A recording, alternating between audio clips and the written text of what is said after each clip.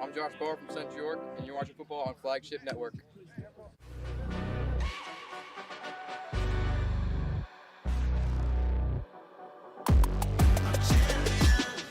This ain't no regular thing. I came for the ring, you know what I mean. I shoot my shot and it's clean. This for my city, yeah, this for my team. If you talking, it's all to be nice. I play with all of my life. You see my name in the lights. Better get right, I'm shit.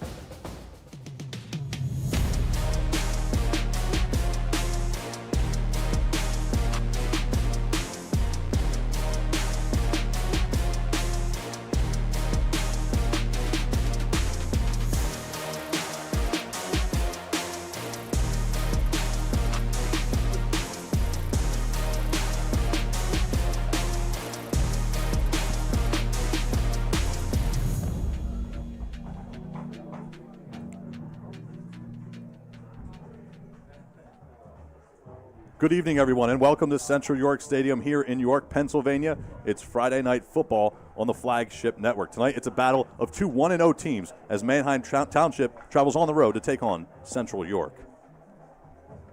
Hi, everyone. Welcome to our broadcast alongside Nate Govan. My name is Max Gretzel. So great to be back with all of you for week 2 of our season. A lot to look forward to here tonight, and we'll start with Central York and Brooklyn Nace. He's the guy that does it on the ground and through the air, and we got his highlight package right here. Yeah, Brooklyn Nace is just, like you said, Max, he does everything. 203 passing yards last week, 3 touchdowns in week 1. The Old Dominion commit really does everything, and he manages the ball very well, and he doesn't turn it over. So that will be big today in this game. Yeah, last week he threw 20 of 30 as far as completions go. 203 passing yards and 3 passing touchdowns to go along with it as well. 14 carries for 57 yards. That led the rushing attack for Central York last week. We'll see if he can replicate that performance. On the other side of things, Manheim Township, a much different story last week. A 7-0 victory. They pitched a shutout defensively, but offensively obviously want to get the gas going a little bit. Yeah, they're going to have to get the gas going. Central York has a great defense out here. They're stacked, they're loaded, and they just keep replenishing every single year. 7 points won't get it done, and I'm also thinking that they won't be able to hold Central York to 0 points. So they'll probably need to figure that out. 2 teams with high expectations here in 2025, and we'll get the fan vote for you as well. Love getting you guys involved. Our viewers can't do it without you. 52% to 48%. Manheim Township wins this one in a narrow margin. Can they get the job done on the field, however, here tonight? That remains to be seen. We'll have kickoff and starters coming your way next, but first, let's shout out our sponsors. Dean's Auto Plaza, Palumbo Foods, Reading Raptors, Paolo's Restaurant, Footworks, Berks County Views, and Land Hope Farms. Stick with us. We'll be back right after this. We're pretty big. Yeah, people say we're giants. You call that giant? This is giant. At Dean's Auto Plaza, we have a giant selection of quality used cars, trucks, and SUVs, all at prices that will not crush your budget. Okay, he's the real giant. Yeah. Woo! Come see why they call Dean's Auto Plaza York's used car giant.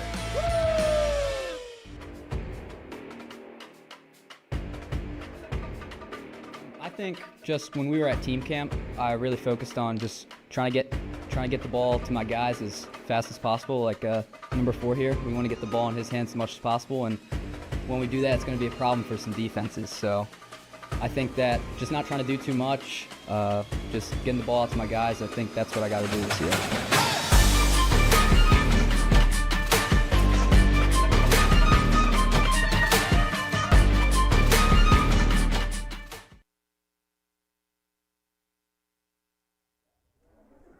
Welcome back to Central York High School, everyone. Max Gretzel and Nate Govan on the call.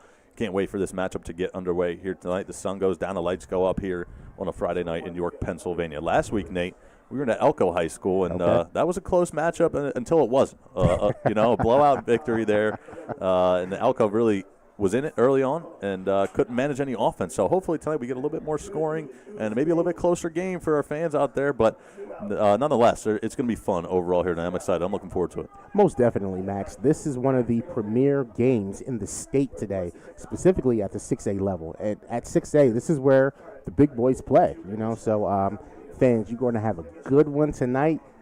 Don't you touch that dial. It's going to be amazing. Well, we talked about the shutout defensively that Manheim Township had last week. Mm-hmm. It was actually Central York in the second half of their game that pitched the shutout. They were down 9-6 at the half. They ended up winning that game 23-9.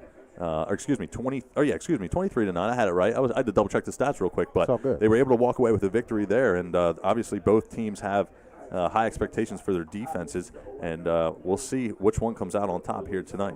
So when we talk about teams coming back in the second half, one thing out here, fans, football is 4 quarters. It's not 2 quarters. So you got to go out there. You have to execute for 48 minutes or however long the game is. I believe it's 48 minutes. And that just goes to show you that if you keep playing, good things will happen. Great crowd here tonight. Manheim Township travels well. I'm sure we'll get some great camera angles. Our producers here behind the scenes, B&B Media, do a great job. And lots of fans on the opposing sidelines here tonight. Manheim Township obviously travels well, mentioned that. And Manheim Township players will have a lot in their corner as they travel here on the road tonight in a tough environment. Great facilities here, too, Nate. Oh, yeah. Beautiful stadium. Almost like a college campus in a way. It does. As I was driving up, Max, I was like, goodness gracious, this school is huge. Yeah, it was great. And then the guy was directing me the opposite direction of the stadium for parking, though. I knew right away. I told him, hey, man, I'm not going that way. I need to go this way so I can get there. Yeah, smart. See, I don't have that pull around here like you do. Man, it's just swagger, baby. You just got to walk with it, Max. Fair enough. Well, as we get situated here, it looks like coin toss, coin flip, whatever you want to call it, getting underway. It looks like Central's going to actually receive based on how they're lined up on the field. Mm-hmm. So that means Manheim Township and their defense will be on the field to start. And I tell you what, they got to feel pretty good about it because they haven't given up any points so far this year since week 1, obviously. Of course. And when you talk about that Manheim Township defense, one of the leaders that you have to speak about is Taylor Bayo. And, he's the single-season leader in tackles for loss as of last year. So you'll see a lot of him.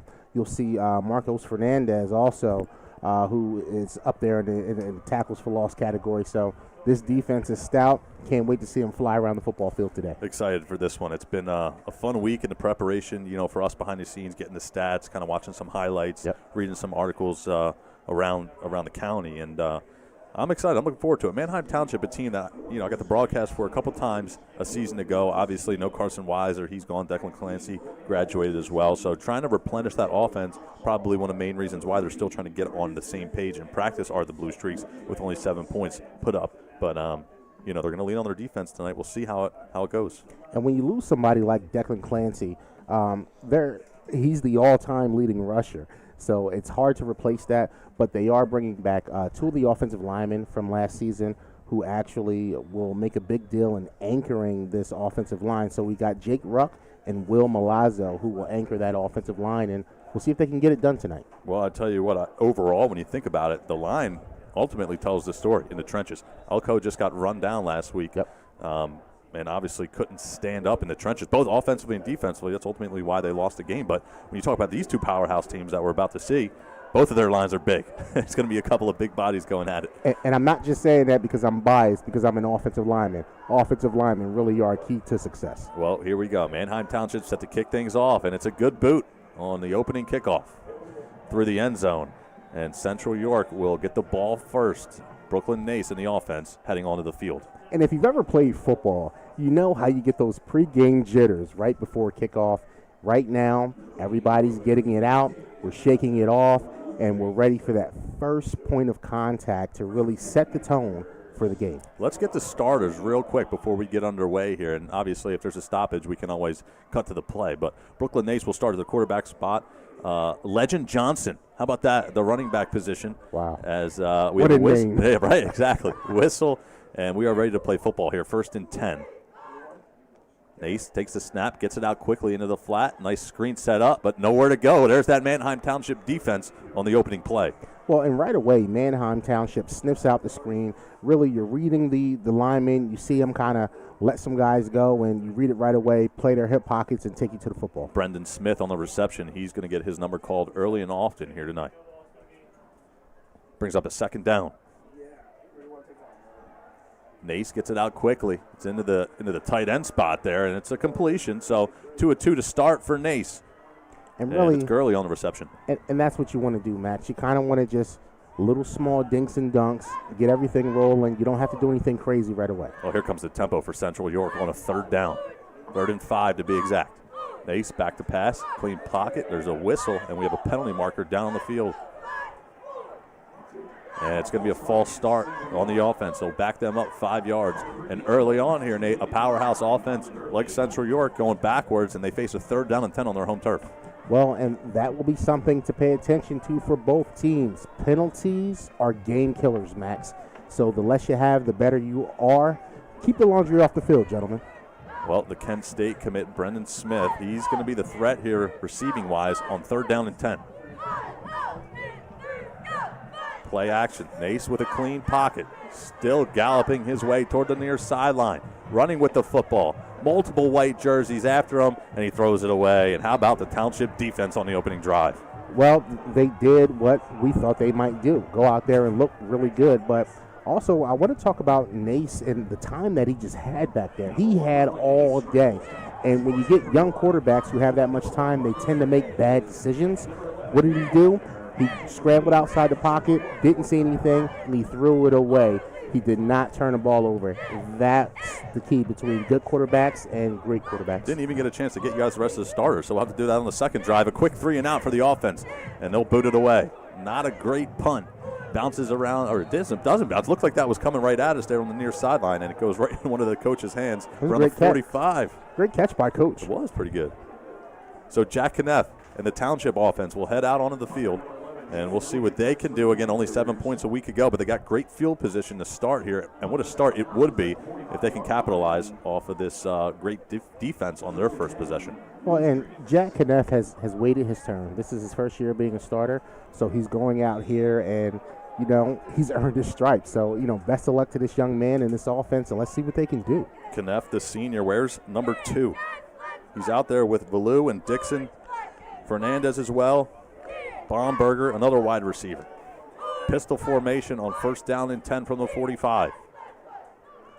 Kneff hands off, and it's a healthy pickup there on 1st down, about a 5-yard gain on 1st and 10. So, Max, we're seeing good movement and good push on the offensive line right there. Couple of yards, but, anything we get going forward is good momentum. So we'll pay attention to this matchup between the offensive and defensive lines up front. Fernandez got the carry, went up the middle for 5. Yeah, 5 yards on 1st down. You can't complain about that. You're more than on schedule to get to the next 1st down. Fernandez wears number 1. He set the block on this play. Kneff gets it out. Nice catch there. And it's going to be brought down around the 30-yard line. And Dixon has his first catch of the game, had 5 catches for 74 yards a week ago, and he gets his hands on the football early and often here tonight. Well, and that's what you want to do. Get the ball into the hands of your playmakers. Nice, easy, I would call that about a 10-and-out route to the far sideline there. He makes the grab, and we're moving in chains. Dixon, another senior, saw him in the open there. Kneff mentioned him and said, hey, we get it into the hands of number 4 a lot. That's going to set up success, and that's what they want to do, obviously. Kneff back to pass. Nice. Gets it out quickly on that far sideline. Another completion. So we'll see what happens. First couple of passes have been a little bit shorter, and I'm wondering how long they'll do that before they try to go deep on them. We'll pay attention to Central York's safety. Does he creep up? Does he stay home and play back a little bit? Let's watch this game. This is definitely a chess match between great coaches. Dumpster was on the reception there. He didn't have a catch a week ago, so he gets his first catch of the season, number 3 in a white jersey. Nice job by him. Fernandez in the backfield. Kneff hands off to him. Has a little bit of running room, spinning his way down to the 25-yard line, and little by little here, the clock continues to run, keeping that Brooklyn Nace-led offense off the field. Well, that's great that you bring that up, because when you're playing a powerhouse like Central York, ball control is essential. Sometimes the best defense is a good offense, Max. No doubt about it. Kneff gets the play call from the far sideline and heads back to the huddle. 8:44, 8:43 counting here in the first quarter. And clock management will be a factor. I know we're only 4 minutes in the game, but hey, when you keep that offense off the field like Manheim Township has done and also shown that great defense on their first possession, can't ask for much more. Empty backfield for Kneff. 3rd down and 5. Kneff, clean pocket. He's got 2 black jerseys, comes right after him, and he's able to escape. gets the first down and then some. Ooh. Jack Knapp barrels his way down to the 15-yard line, and the drive continues for the Blue Streaks. Wow, nice run by Kneff. Reads the defense, doesn't see what he likes, and then decides to take off, and he does take a little licking toward the end of that. So hopefully he's all good, but he looks to be in good shape. So move the change. It's a first down and 10 for Manheim Township.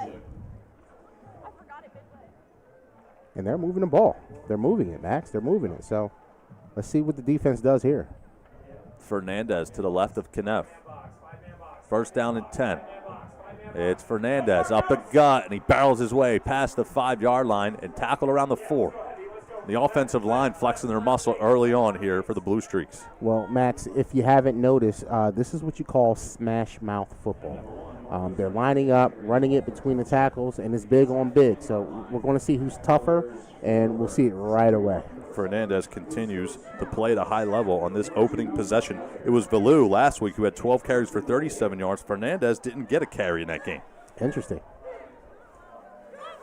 Got to go back and check if he missed, but we'll check the stats and see. We have a penalty marker down on the field.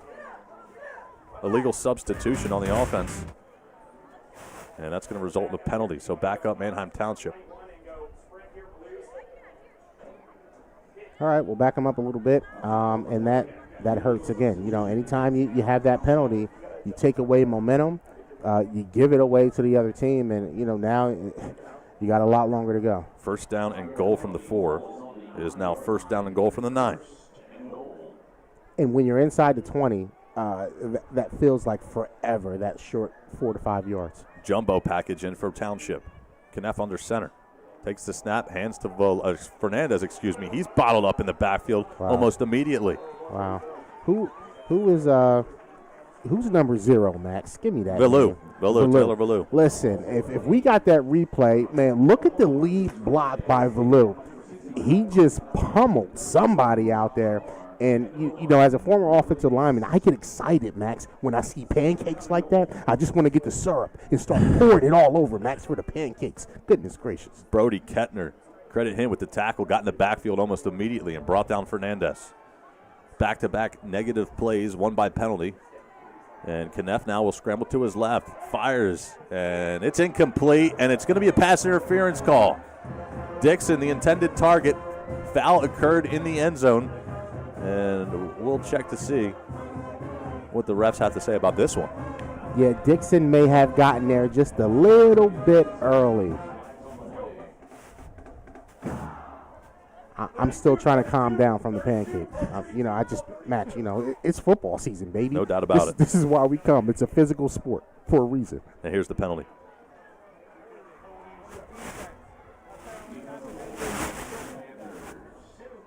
I think he said half the distance to the goal there. It's second down, obviously. So holding penalty, not the pass interference that we thought. Right, exactly. And he didn't give us a number on that call, did he? No, he did not. Okay. So the ball now marked on the 5-yard line. Knepp hands to Fernandez, looking for some space. He tries the right side, and he's into the end zone for a Township touchdown. The Blue Streaks strike first on the road here tonight. Wow. Power football once again. Big on big, man on man. And Valou is just an extension of the offensive line, and he's knocking out the first defender and opening up the gaps. Kneff leading the charge offensively, but not having to do too much through the air on that first possession. And Township leads 6-0 pending the extra point. And with 5 minutes and 48 seconds, that's a nice amount of time taken off the clock. And, at the end of the game, if we can get a chance to see time of possession, is going to make a big difference. Crispeno boots the extra point through. And with our first stoppage of the game here, Manheim Township leads 7-0. We'll be back after this.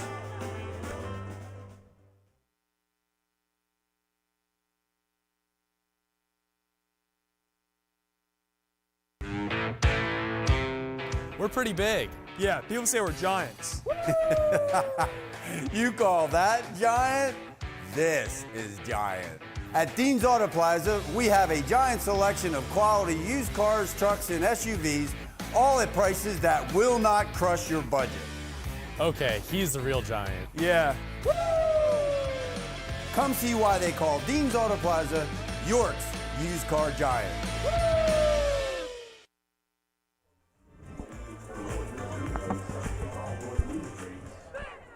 Back out of a timeout. Manheim Township leads 7-0.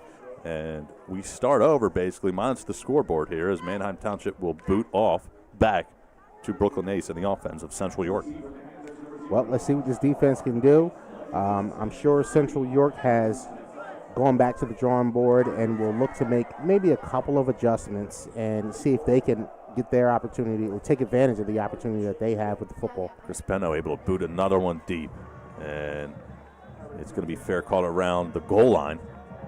And back-to-back kickoffs there where Township's able to pin their opposition pretty deep. Nothing crazy. Obviously, a kickoff that results in the 20-yard line, but, hey, it's better than the 40. I'll tell you that much. Max, field position is very important in football. You know, it's a longer way to go. And we saw that with the 45-yard line start there for Kneff, and the offense didn't even have to be in their own territory.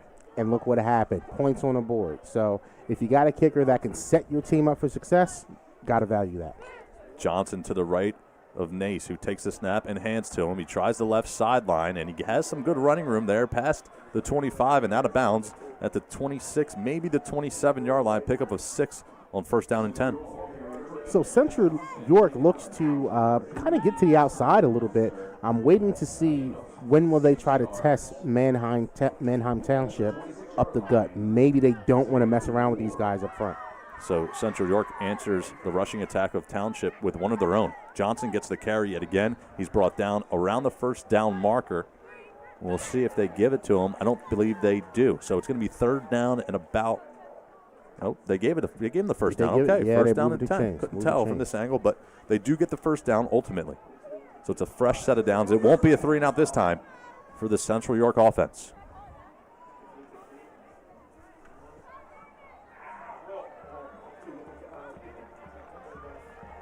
We have a penalty marker down, and we'll check the call. Timeout? No. Offside. Offside. On the defense, and that's a 5-yard penalty. So the clap there from Nace gets the defense to jump, and it's going to be 5 free yards for the offense. Well, you know, it's the little things in football, Max. You know, it is literally a chess game. You ever see a coach put their clipboard in their front belt area? Nah, that was a little awkward. Interesting. Yeah, Nace winds up, fires deep down the field. He's got a man. It's a deep shot. And just like that, it's Smith who strikes back. The Nace to Smith connection on point. And pending the extra point, we could be tied up just like that in the flash. Bang, bang, baby. And that's how it happens, Max. And, you know, the chemistry between Smith and Nace is obvious. They're best friends off the field. I don't know if you know that, but I do. They're best friends. Watch it here. He gets the ball, comes out. He's clean pocket again. That's been the case. Winds up and fires. Let it go. Bang. And nobody is within, you know, 2 defenders of him. But one thing I want to point out on that play, if you watch Nace, he stood in the pocket for a second. He looks the safety off to his right, then goes back to his left with the deep ball. Flick of the wrist. 2 Division I prospects, best friends off the field, and obviously one of the best connections on the field as well. So it looks like it won't be an extra point. They want that 2-piece with the biscuit, man. No doubt about it.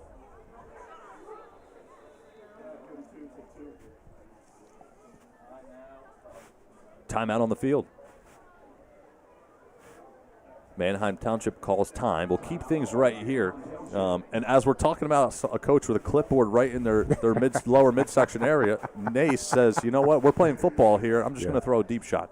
Yeah, and, you know, man, when the coach calls that number and that play, I'm sure Nace and Smith are salivating in the huddle, knowing that they got a really good chance to connect with each other on that, and it worked out beautifully. Well, I'll tell you what, will Central York come out of this huddle after the timeout and line up for 2? You would expect to. But obviously Township probably a good time out there. This stuff like this, obviously with my second season calling football here at the high school level, you cannot take these extra points for granted. 7-6 is a big difference. I know the NFL and college is a little bit different story, but these 1 point extra points obviously matter a lot. And not only that, maybe going for 2 here matters even more, just a little bit. Well, specifically if you think that it will be a close game. You know, if it comes down to a 1 or 2 point game in the fourth quarter, we'll come back to this play and say, hey, maybe they should have kicked it. So we'll see what happens. Well, one of the biggest plays of the game as far as scoring goes here. After a play like this, you're either winning or losing. Simple as that. Pre-snap motion. Nace looks to take it himself, and there's nowhere to go. He's surrounded by white jerseys and brought down. And Central York gets wiped away. Great defense there from Township. Hey, their spirits obviously aren't killed after the bomb from Nace, but when you look at the scoreboard, they still lead. Well, and that's what really counts, Max. So shout out to Manheim for being able to shut that down. You know, he pump fakes, tries to go back up to the middle, and there's 1, 2, 3, 4 white jerseys there. Nowhere to go. So they'll have to go back to the drawing board on that play, Max. Well, it was about a 70-yard catch and run for Smith for the touchdown, setting up the opportunity to go for 2, and it's wiped away by the Township defense. Well, and what Manheim should learn from that drive is, number one, Central York can score quick. Big chunks, very fast. So they got to be worried about that, and they've got to make sure that they probably give a little bit of extra safety help back there so they can prevent some of that. So we'll see what happens with the adjustments. Well, the crowd was quiet, but not for long. They're rowdy now as the sun continues to set here at Central York High School. Let's shout out our sponsors again. Dean's Auto Plaza, Palumbo Foods, Reading Raptors, Paolo's Restaurant, Footworks, Berks County Views, Land Hope Farms. Can't do it, can't be here without you guys, so we appreciate the opportunity for you guys to jump on board and support high school sports. Yes, sir. Ryan Brown set to kick off. My man RB. RB. Yes. Looking to pin Township back deep in their own territory for the first time here tonight. And it's a pretty short kick, fielded around the 30-yard line. So regardless, Township's going to get some great field position yet again to start across the 40 and brought down just shy of the 45-yard line. Too many bodies in there to see a number, but it's going to be great field position. Once again, great field position. And I want to bring this up, Max, how important the kicking game is. There are 3 phases to football: offense, defense, special teams, and the kicker is so integral in the special team game. So field position, extra points, field goals. This will be a big difference in this game. Mark my words, Max. Luano fielded that one around the 30-yard line and had pretty good running room up the gut around, obviously, the 44-yard line. So 14-yard return for Luano. Offense goes to work there.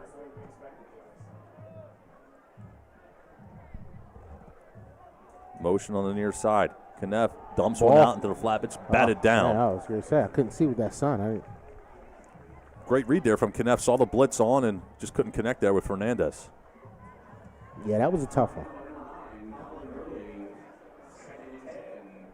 Incomplete pass stops the clock. Late stages of the first quarter. 2nd down and 10 upcoming. So let's see what they go to here. A couple of leaders in the backfield, Ballou and Fernandez.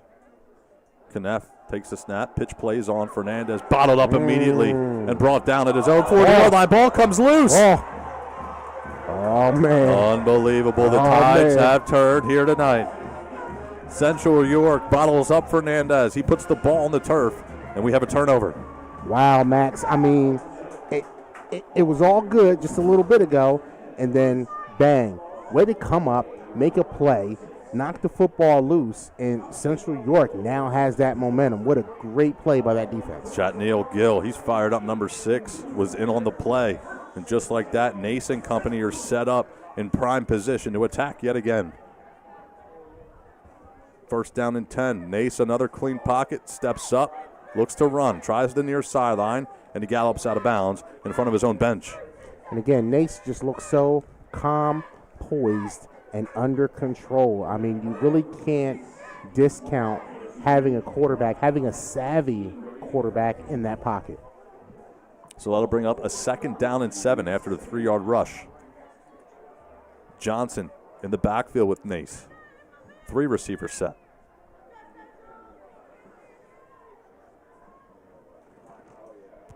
Nice little pitch pass, and it works pretty well, just shy of the 1st down marker. DeMarcus Murray. Murray gets his hands on the football for the first time here tonight. Yeah, and that's a nice little touch for Murray. You know, they're going to try to keep doing. I think when we're seeing some of these plays go to the outside, they're trying to set up some misdirection, Max. So look out for that.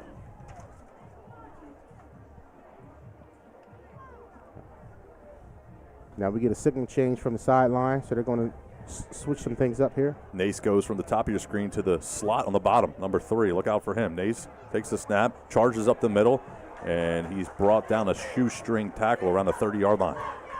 So when you see something like that, Max, the play before, little sweep going to the left-hand side. So now the defense is looking. They're looking laterally. And what this Nace does, quarterback draw right up the gut. First down and 10. Nace scrambles, has all day to throw, and again will just run out of bounds on the near sideline. Not putting the ball in harm's way. Got to respect it. Continuing to make smart decisions with the football. Not only is he making smart decisions, but he's preserving his body. He's not taking big hits. He's not putting himself at risk. That's how you play a long season, Max. No doubt about it. Second down and 7 after another 3-yard pickup on the ground by number 1. Nace hands to Johnson, goes up the middle, and he's brought down just shy of the 20-yard line. And that's a nice pickup, about, 5-6 yards there on that run. So that's going to bring up a 3rd down and 1 after the 6-yard run from Johnson.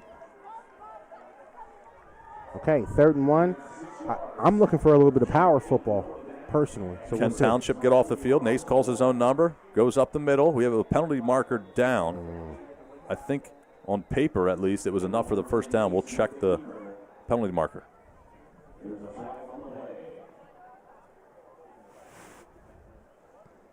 Kind of in the area of a hold. Yeah, we'll see.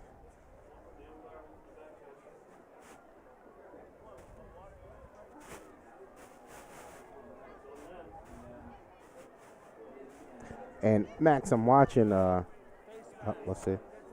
Face mask. Wow. On 3rd down and 1, Township with a tough penalty to say the least. It's a personal foul. It's a 15-yard penalty. I really wish they would be able to give us a number on that. Nace again will throw. Tries the near sideline, and arguably the first inaccurate ball tonight. Yeah, that one wasn't on the money, but looking for Murray. Yeah, haven't seen a whole lot of that tonight.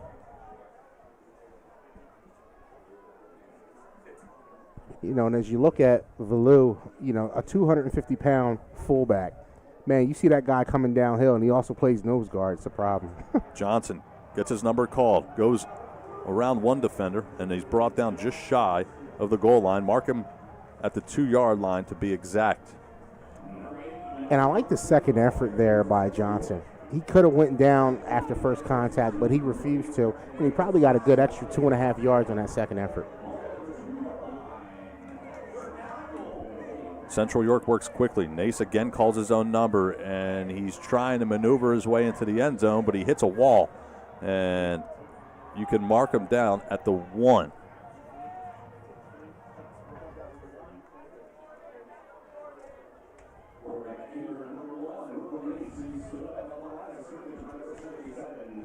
Yeah, and that's Will Milazzo there in on the stop right there.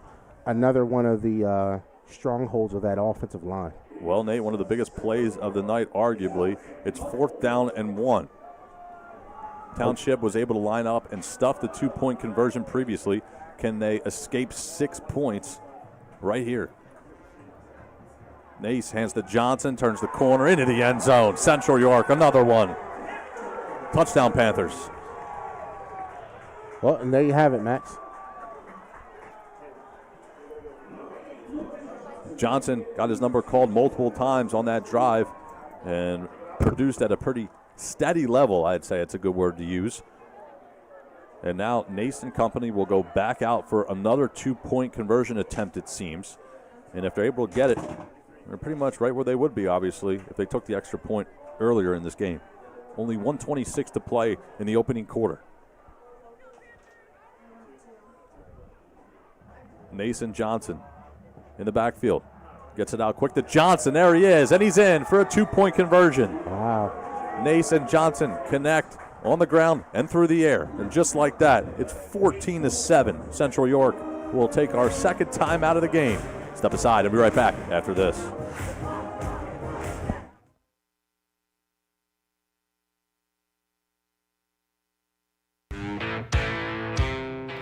pretty big. Yeah, people say we're giants. You call that giant? This is giant. At Dean's Auto Plaza, we have a giant selection of quality used cars, trucks, and SUVs, all at prices that will not crush your budget. Okay, he's the real giant. Yeah. Come see why they call Dean's Auto Plaza York's used car giant.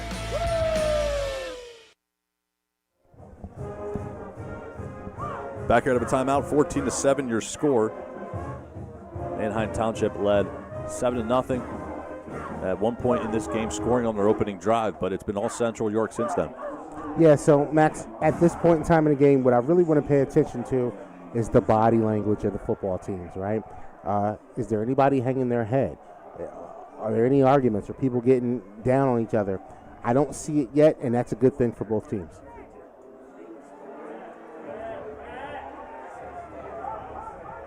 Much better kick this time around. No doubt about it.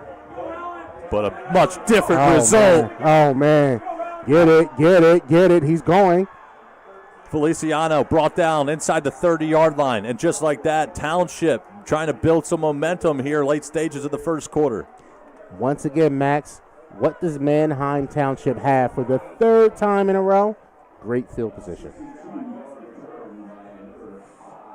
Look at that there. Good pursuit by the special teams, however, not giving up on the play. But when you give Kneff, and obviously the rest of the offense for Township, plus field position, to say the least, usually they make teams pay. They're set up shop inside of the opposition's 30-yard line. Mark them at the 28 to be exact. Sun now just past the trees here. Lights are on a Friday night in York. Man, this is football weather, Max. Gotta love this, We're baby. getting there. Yes, sir. Fernandez to the left of Kneff. He's back to pass, has a clean pocket. Rainbow shot down the far sideline, and there's a penalty marker. Yeah, well, there was the push off by the receiver first, so I'm expecting that to go against the offense. They could prove me wrong, but that's what I think I saw.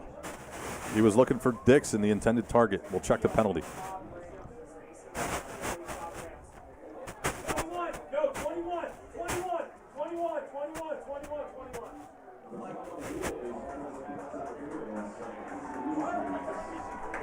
That's correct call, Nate. Offensive pass interference against Dixon, excuse me. Hey, Max, I spy with my little eye, right?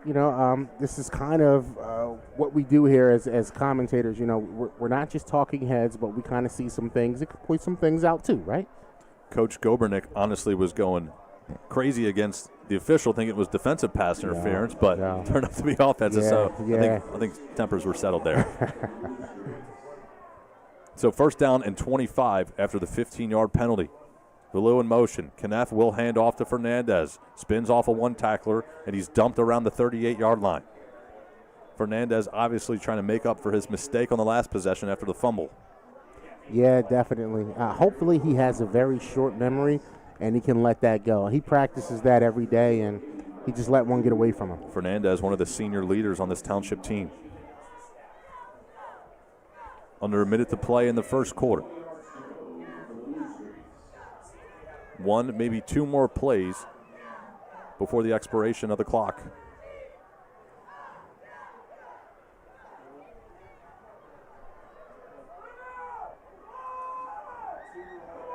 Kneff straight toward the sideline. Pass goes in and out of the hands of his intended target. He was looking for Fletcher. Well, and Max, on that play, you see number 9, Colin Gurley, standing at 6'3", 230 pounds. He gets pressure coming from off the edge, and it just alters everything. It's a big play by him. That'll bring up a third down and 20. It was a run by Fernandez, then an incomplete pass by Kneff, and that's where it leaves us here, stopping the clock with 18 seconds to play in the first quarter. 5 wide receivers set, empty backfield on third and forever. Trying to spread them out here. Fletcher in the slot. Massive blitz is on, and it's tipped and intercepted. Man, look at that. Look at that, man. You can't. That's just get rid of the football. I think Kneff just tried to do a little bit too much, and he didn't have enough to really do it with. So you see they're spread out wide.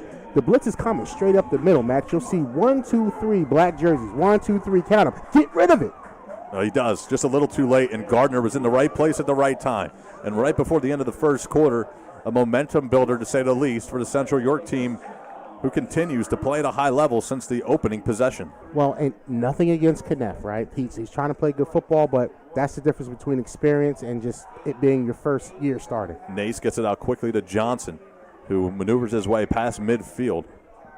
And that stops the clock with 2 seconds to go.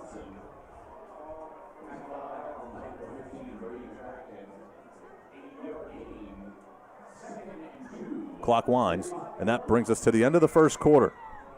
14-7 your score. We'll step aside. Central York on the move here tonight.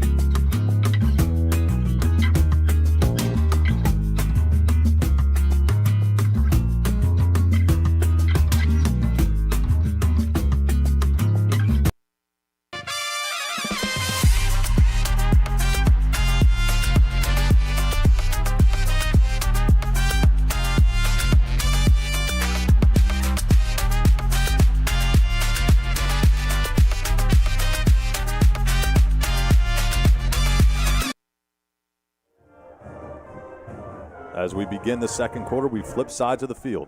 Ball is marked at the Township 45-yard line. Delayed handoff to Johnson. We have another penalty marker down after he picks up maybe 2 on the play. Yeah, and I think they're going to get number, is that 69 on a hold? I saw a little jersey. Still second down. That's Kettner, who had the sack earlier on in that first quarter. And that'll be indeed, Nate, a holding call. It's a 10-yard penalty. So that's going to back up Central York into their own territory.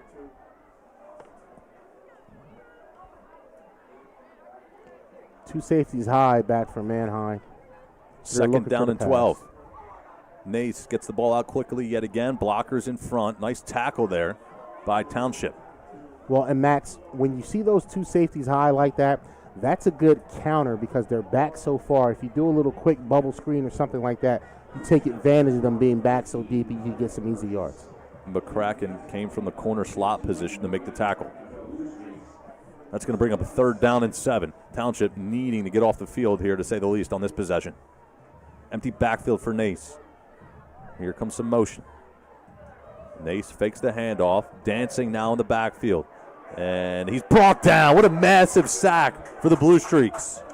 Yeah, and again, it's that guy, number 77. Milazzo in on the stop, to say the least. I mean, that's more than a stop. That is a momentum changer. No doubt about it. So, look, you got motion going the other way, trying to get some misdirection. Milazzo's not folded. He's just out there hunting. Go get him, big fella. Almost the same situation, too, on the last possession with Kneff not getting rid of the football, trying to make something happen, and sometimes you make it, you pay for it. Yep. And I thought I might be saying, you know, there's the difference in experience, and I thought Nance might get rid of it, but he didn't that time. Nace, I apologize. According to Nance. It's a great punt, and a fair catch is going to be called at the 27-yard line. So that's where Township will set up shop offensively. Again, trailing 14-7, but, you know, if you don't look at the score and you're just watching the game, you know, without seeing it, you think Central York is probably up a little bit more than that. Yeah, you would, but that's not the case. Exactly. And, you know, you can make all the assumptions that you want, but in football, that's why they play the game. 100%. That's why they play the game. Coach suggestion. So are we looking at plays here, play calling? Oh, wow, I like that. Look at my man Brandon, B&B Media, showing out. You know how to get your boy excited, Brandon. The X's and O's, baby. Let's go. Lou and Fernandez in the backfield. Fernandez gets his number called, tries the far sideline, and he turns something into nothing as he gets up around the 30-yard line, pickup of about 3, and it's a positive play at least for a Township offense that needs to keep the ball and give their defense a break. Well, and, number 0, Josh Barr for Central York, he had a shot to get him in the backfield. But young fellas, if you're watching this game, that's when you really got to try to slow down, buzz your feet, and wrap up, But it's easier said than done. You hear that, Max? Wow, we're on the same page. Second down and 6, man. Second down and 6. Fernandez still in the backfield. And we have a penalty marker down. Okay. And it's going to be offsides against the defense. It's going to be a 5-yard penalty. So that'll bring up a 2nd down and 1. And ladies and gentlemen, if you hear Max and I, saying the same thing, it's only because Still 2nd down. Thank you, Mr. Official. It's because, great minds think alike. And personally, Max, and Brandon knows this, we just go together. We like eggs and bacon, baby. Exactly. You know what I mean? Peanut butter and jelly. Been doing it a while. Yeah, milk and cookies. 100%. Keep going. Knapp hands off. Fernandez gets his number called. Maneuvers his way. Wow. Cross midfield. Still on his feet. Wow. And brought down by his undershirt, it looked like, around the opposition 45-yard line. And there's the offensive line for Township flexing their muscle. Wow, Max, that's just a grown man run by Hernandez there. There's nothing much more to say about that. Rumbling, bumbling, stumbling, as they used to say. So the Blue Streaks go into enemy territory. 1st down and 10 from the 44-yard line. Same formation as the previous play. Knapp takes the snap, screen passes on, gets it out quickly. And it's a pretty nice tackle there, but not before the ball is moved past the 40-yard line. And I think with a play like that, Max, when you can get the ball out fast like that, it takes pressure off the quarterback because Central York has sent some crazy blitzes to cause pressure. Fletcher gets the ball again out of the slot, number 22 in the white jersey. Ball is marked at the 36-yard line of Central York. 2nd down and 2.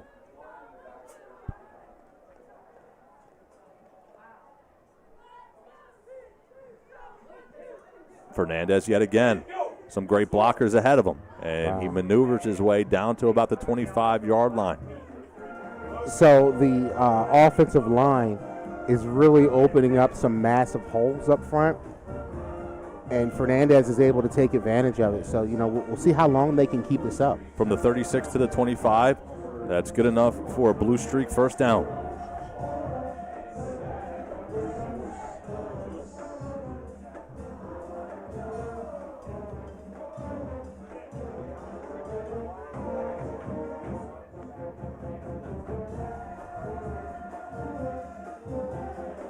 Fernandez will try yet again. This time it's read well by the defensive line of Central York. Wow, I thought I saw a little bit of early movement on that, but no flag came out, so. Kettner, number 69, in on the stop. I'll bring up a 2nd down. Gain of 1 on the play, so it's 2nd and 9.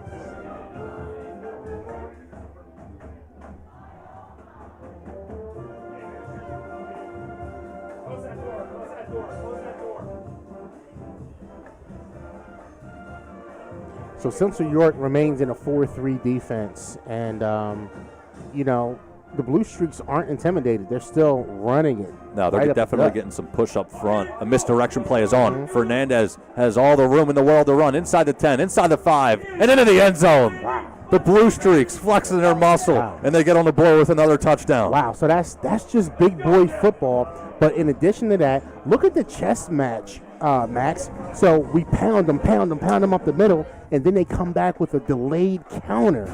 They get the defense flowing to the left, and Fernandez is able to finish them off on the right-hand side, bust through a few tacklers for the touchdown. That's good money, baby. Got to feel good when you're standing up after you dive into the end zone. You got 3 black jerseys on the ground in front of you. Just stand there and point them all out, right? Yeah, it's a good weekend. Extra point attempt. Kick is up. And it's no good. Unbelievable. 14-13 your score. I mentioned it earlier, Nate. Can't take it for granted. We'll be back after this.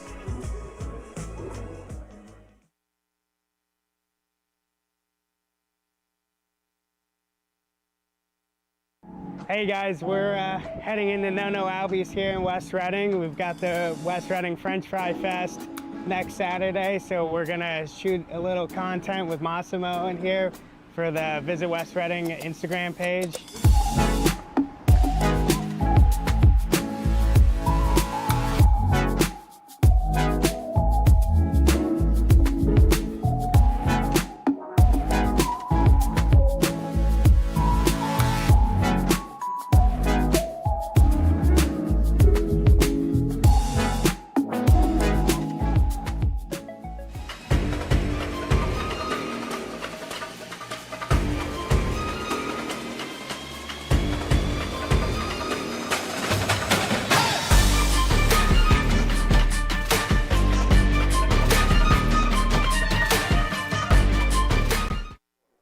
Welcome back, everyone. Max Gretzel and Nate Govan on the call. Central York hosting Manheim Township. Battle of 1-0 teams after they obviously both picked up victories in week 1. And it's a tall test for both of these teams here tonight. 14-13 your score after a Fernandez rushing touchdown. The extra point was missed, so that's where we leave you out of the break. Oh, man. And it's Brendan Smith on the return. I tell you what, Nate, you get the ball in his hands, good things normally happen. Well, did you see the little stutter step, man? He left somebody's socks out there. So we'll see how they come out on this possession and, what they plan to do. First in town for Central York. The sun is, I guess we call that officially set here tonight, Nate. Maybe? No? Almost? I think it's official. We can call it. All right, fair enough. Let's see what Nace can do as he tries to lead another offensive charge. Again, it's a big-time bomb, which we saw early on in the first quarter. And then it was Johnson on the ground. And just like that, the Blue Streaks offense turns their defense, gets their momentum going. And just like that, number 77 able to stop yet again. Well, and he's that guy, and they got to find a way to block Milazzo. He's a problem out there up front. So we'll have to see how Central York adjusts to that. We're going to have to get some help on him, a double team here and there, or send it back through just to chip him every now and again to keep him honest. Nace, after the first possession, really had a clean pocket for the most part after a 70-plus yard touchdown reception from Smith, but he's been under pressure since then. Gets the ball out quickly to the near sideline, and just like that, it's yet another completion for Nace. It's McCracken. Apologies, it's Brown on the reception. Yeah, my man RB out there. I should have known that. You said that earlier. Yeah. He's a really good basketball player out there for Central York. Big contributor on that state championship team. I keep forgetting you're a basketball guy at heart. Hey, you guys out there at TV land, don't believe that I'm a football guy, man. Brown, another reception. Hey, we keep talking about him. He keeps getting his number called. Hey, and RB is just going out there. He's coming back to football in his senior year. RB is normally a basketball player, but him and Nace play basketball at AAU all together, and he talked him into coming back to football for this season. So RB's back with his homies. Well, there's RB lined up with Division I commit Smith and Nace in the backfield now, obviously at the quarterback spot with Johnson, who gets his number called yet again, and he's brought down almost immediately around the line of scrimmage. The defensive front yet again stepping up for Township. Man, that Township defense, and I can see why they weren't scored on a whole lot last week. Right, no doubt about it. But it all starts up front with the big guys, man. 2nd down and 8 after the 2-yard pickup from Johnson. He'll get his number called yet again. This time, much more running room to work with, and he lost the football. Got hammered around the 45-yard line. Ball came loose, and the Blue Streaks, I believe, have come away with it. Yes, they have. Massive turnover there. We saw it from Fernandez for the Blue Streaks earlier in the first quarter. This time, they come away with a turnover of their own. So both running backs now have put the ball on the turf. And you watch the replay. It's Chase Fletcher coming up, putting his helmet on a football right there. And, that's just a great tackle in space. And, if you're the running back, if I'm coaching him, I'm telling him, hey, man, be aware of the situation. Get down. Preserve yourself. Preserve the possession. Township now clearly smells blood. And the ball is now marked at the 45-yard line of Central York.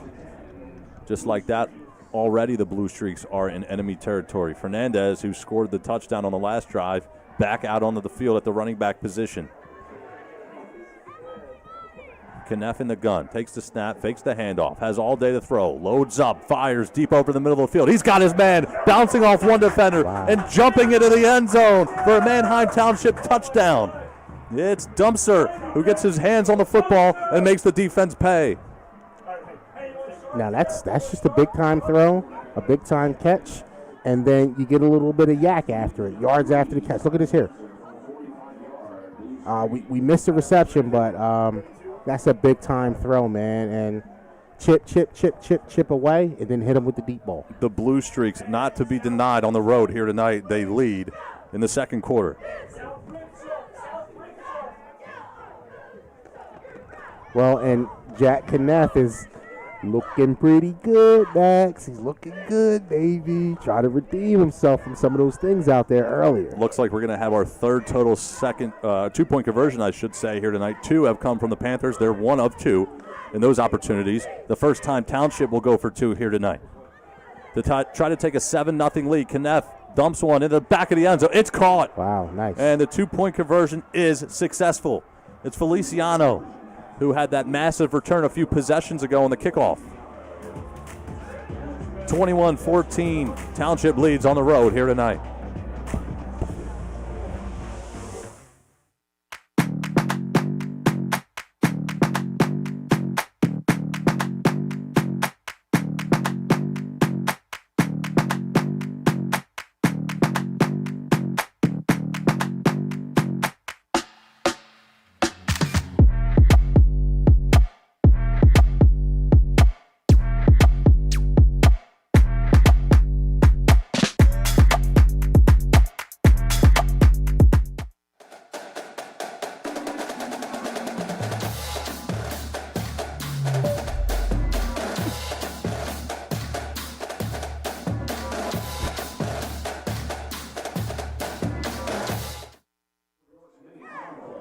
Out of a timeout, Manheim Township has taken the lead here in the second quarter on the road. 4:22 to play until the half.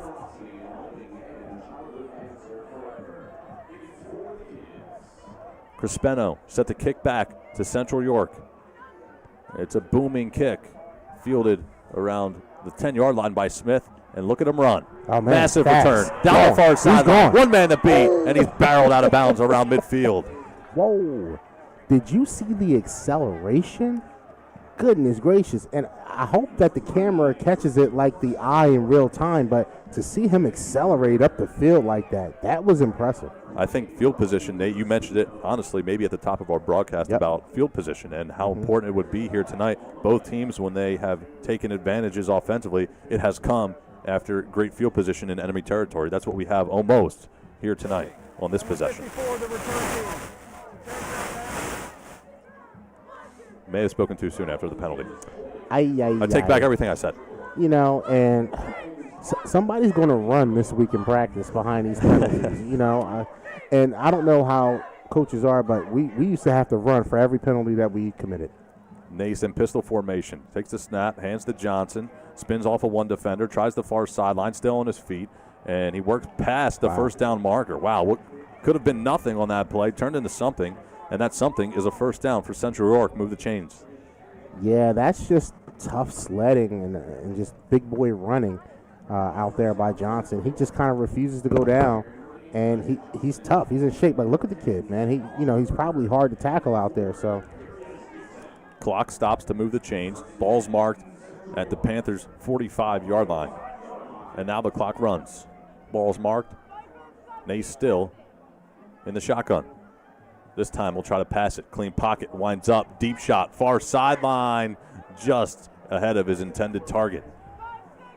Yeah, and that's good coverage by the defender out there. Looking for Murray. Yeah, and out there in the coverage, number 10, Zach Bomberger. That's just great coverage with him. He's in his hip pocket, step for step, all the way down the field. No opportunity to make a play on the football. Bomberger, a two-way player at the cornerback spot and receiver spot for Manheim Township.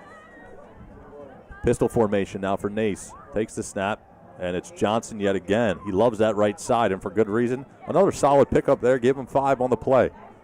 Yeah, another good run. And, I mean, take your time, and just let the offense come to you. There's no need to rush. We got 3 minutes and 23 seconds left in the game. Control the clock, control the football. Yeah, just over 3 minutes until the half as Nace back to pass again. He's pressured by Ballou, running towards the far sideline and has to get rid of it.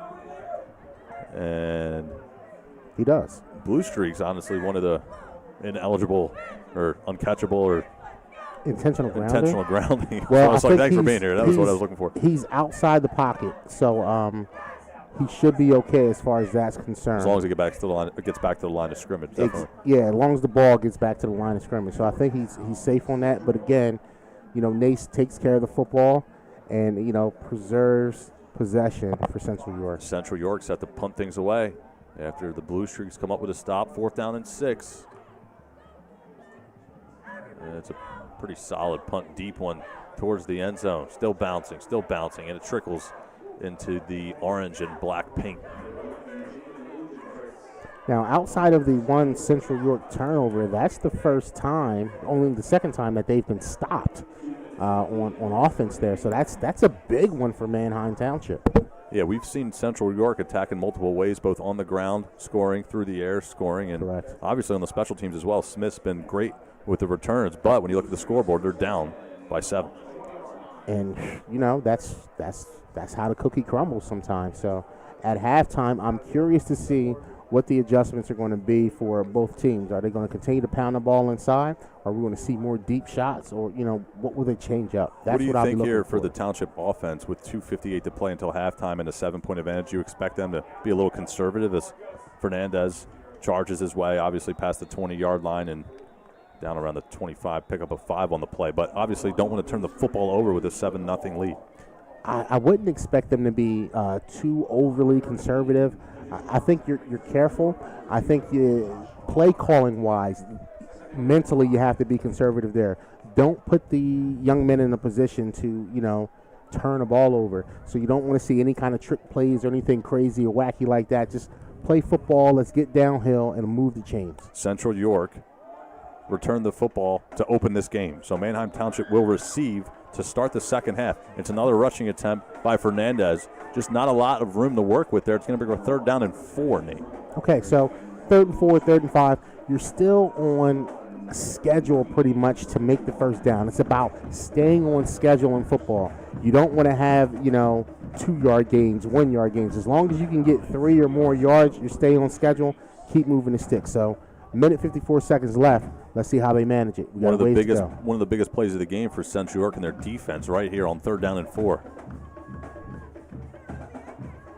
Kneff quickly to the left side, pivots and tries the other side, firing, and just gets rid of the football. Probably a smart play. Don't want to turn the football over, and the punting unit will come onto the field with under 2 to play until halftime. And if I'm coach, I'm not mad at that, Max. I'm not mad. You know, let's punt the ball away. Give our defense a chance to make more plays. They've been making them all day. Let them do what we coached them to do.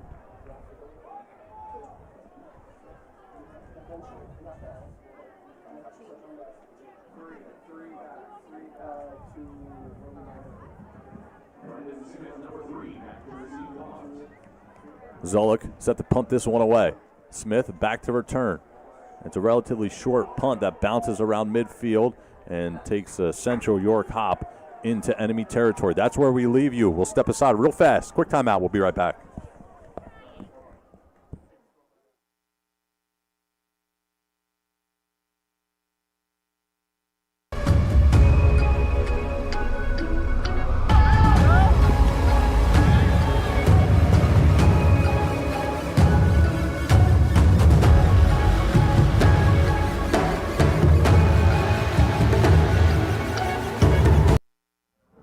Promised you a quick timeout, and we're back. Nace takes the snap. He hands off to Johnson. He'll try the left side this time. Past the 45 and bumped out of bounds just past the 40.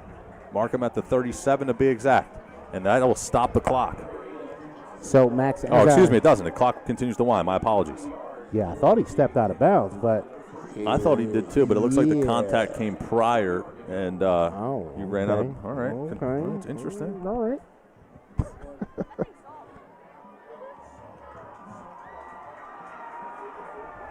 Four-man front on the defensive line for Township. Under a minute to play until the half. It's batted down at the line of scrimmage. He was looking for your boy RB there, Nate. He's looking for my man RB. And, you know, just great hands by the defensive lineman to get up there and bat it down. Number 11, Luke Wagner. It's a lot of players there. Yeah, Luke. A lot of players on that sheet. Yeah, Luke Wagner. Get your hands on the football, young fella. Good job, man. Nace gets rid of the ball quickly to Smith. Danger zone. And Smith's able to hang on. Now, Max, I just said it earlier. Don't put the fellas in position to do anything crazy to turn the football over. And they probably practice it. It looks a lot better in practice, but that wasn't it right there. That was a little dangerous. Central York calls timeout, so that'll stop the clock. 36 seconds, before the expiration of the game clock here at Central York tonight. Sun, officially set, Nate. So if you see this Palumbo Foods play on the right-hand side of the screen here, that was kind of what happened with Johnson's run in the far right-hand side of the end zone.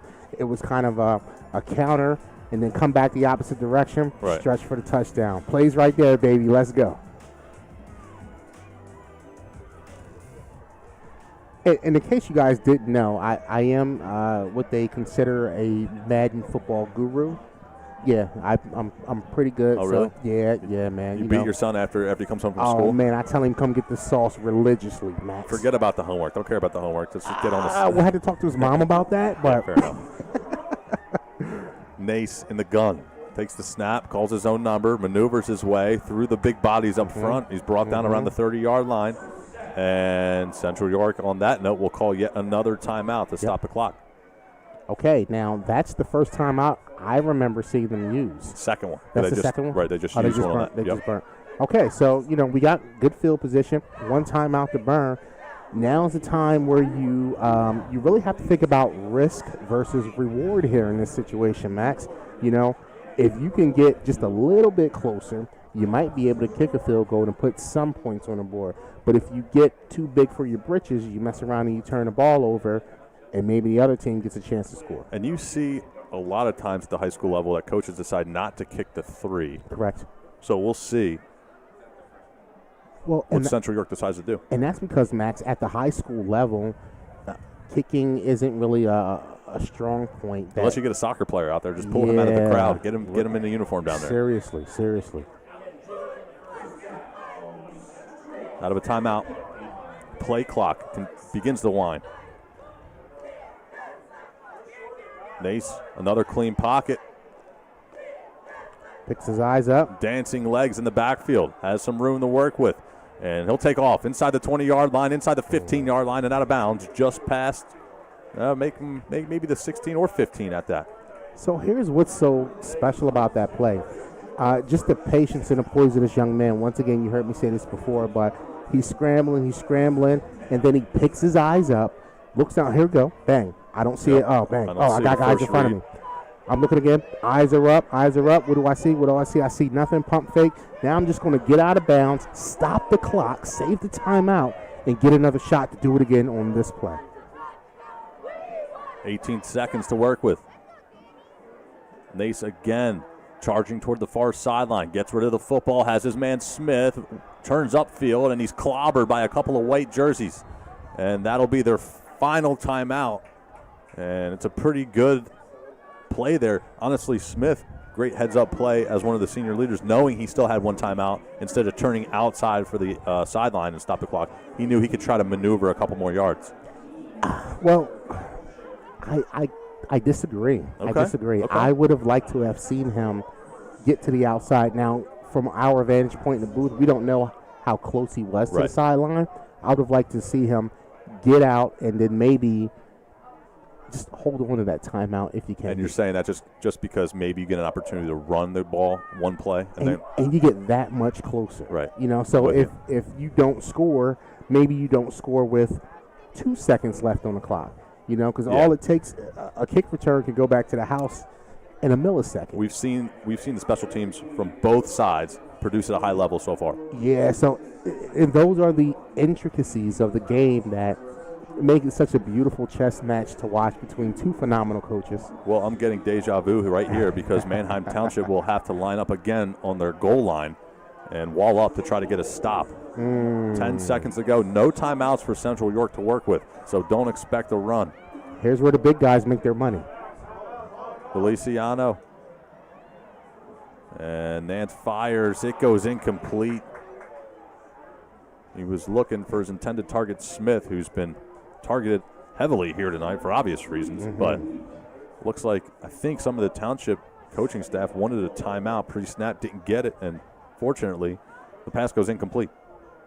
Yeah, fortunate for them. And I think Township just kind of really wanted to see what Central York was going to come out in, what formation, so they have an idea of how to defend it. So now we'll see what they show up in right now. We got 1, 2, 3, 4 down linemen still. And let's see if they bring any pressure from the linebackers. And there's a timeout.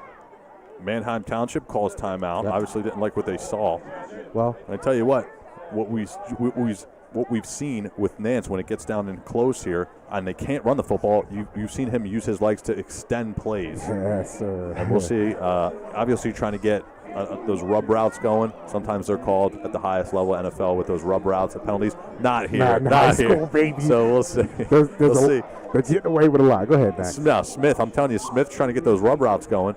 So make sure we tune in next week, all right? Flagship night 25, Friday, 7 p.m. Hempfield versus Governor Mifflin. That's going to be a good game. Hey, that's a quick ride for us. I like that. Mifflin. Yeah, a little closer to home, right? A little closer to home. Week 3 out of 10, and we're excited to bring you that one. A lot of football left here tonight, however, and we'll see which one of these powerhouses walks away with a victory. Obviously, a lot of expectations this season, as it is every year for Manheim Township in Section 1. So out of the timeout, 7 seconds to work with, second down and goal. Nace takes the snap, backpedaling, floating one, and it is caught. Man, no. Incomplete, incomplete. No dice. No dice. And in and out of the hands of Smith. Well, you have to maintain control of the football as you fall to the ground, you know. And this is tough as nails right here. Again, we talk about your boy Nates, how he extends the play. He gets the rock, snap, bang, let's go. He's back. He's on his heels. Light touch. Oh, the ground broke it up. Smith went up for it, had it for a moment, couldn't complete the catch. And he's frustrated as he goes off to the near sideline. Well, and then, you know, he's not even in the huddle here on this play. Oh no. Interesting. I mean, he looks like he's fine, obviously, but he's not with 2 seconds left. You expect your best pass catcher to be on the field. Definitely. So it's 3rd and goal. Nace takes the snap, calls his own number, goes up the gut. Can't tell. Did he get in? No signal yet. And he's short. He's short. The blue streaks hold on the goal line. Wow. Extracurriculars after the play. We have a penalty marker down. Wow, they're getting chippy, Max. And once again, you know, I said, because if you don't score down here, at least you run the entire clock out. You know, you don't give the opposition a chance. And Manheim Township, bully ball on the defensive line. And I tell you what, I think Central was thinking the same thing. Big on big up front. And it's the blue streaks who make a stand. So we're at halftime now officially. We'll check the penalty marker. Wow. Hey, ladies and gentlemen, boys and girls, if this doesn't get you excited, I don't know what is. Are you not entertained by this game so far? Yeah, appreciate everyone checking this one out. Definitely a fantastic matchup on paper, and so far it's lived up to the hype. Only halfway through, and a little penalty marker came down after the play. I think it's going to go against Township. One of the linemen looks like he pushed the opposition, but we shall see. A lot of conversation going down there, and it's only going to get more intense as we get closer to the final whistle. Yeah, let's hear what he has to say. Well, the Blue Streaks are already headed to the locker room. Dead ball, personal foul, number 7 of the defense. That's the end of the half. That 15-yard penalty will be enforced on the opening kickoff. Well, I'll tell you what, all said and done, the opening kickoff, regardless, it's been great kickoffs back and forth. So you expect the ball, at least if I was a betting man, to come out to the 20-yard line regardless. We will step aside here tonight. Don't go anywhere. We'll recap the first half, get you set for second half action. Central York, Manheim Township, 2 powerhouses here tonight. Yes, sir. Yes, sir.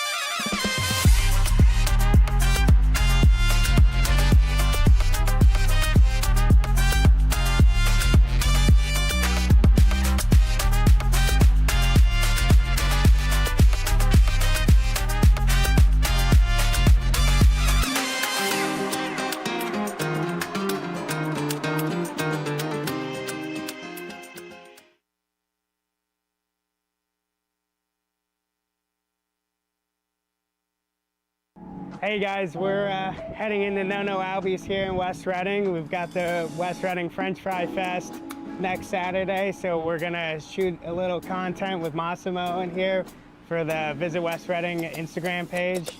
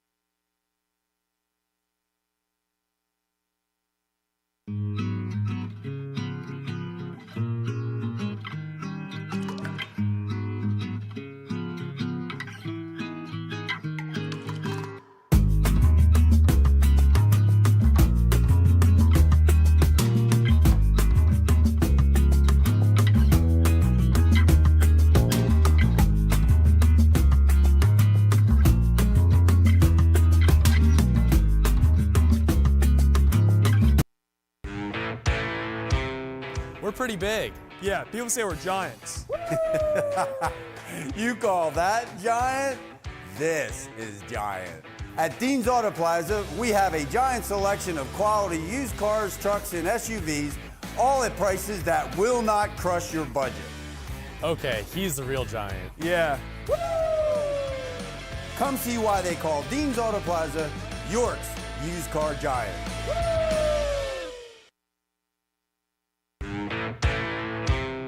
We're pretty big. Yeah, people say we're giants. You call that giant? This is giant.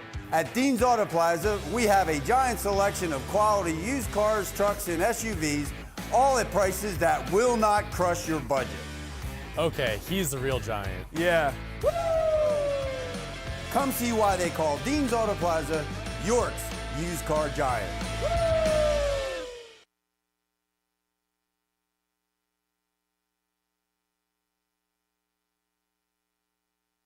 Hey guys, we're heading into No Albies here in West Reading. We've got the West Reading French Fry Fest next Saturday, so we're gonna shoot a little content with Massimo in here for the Visit West Reading Instagram page.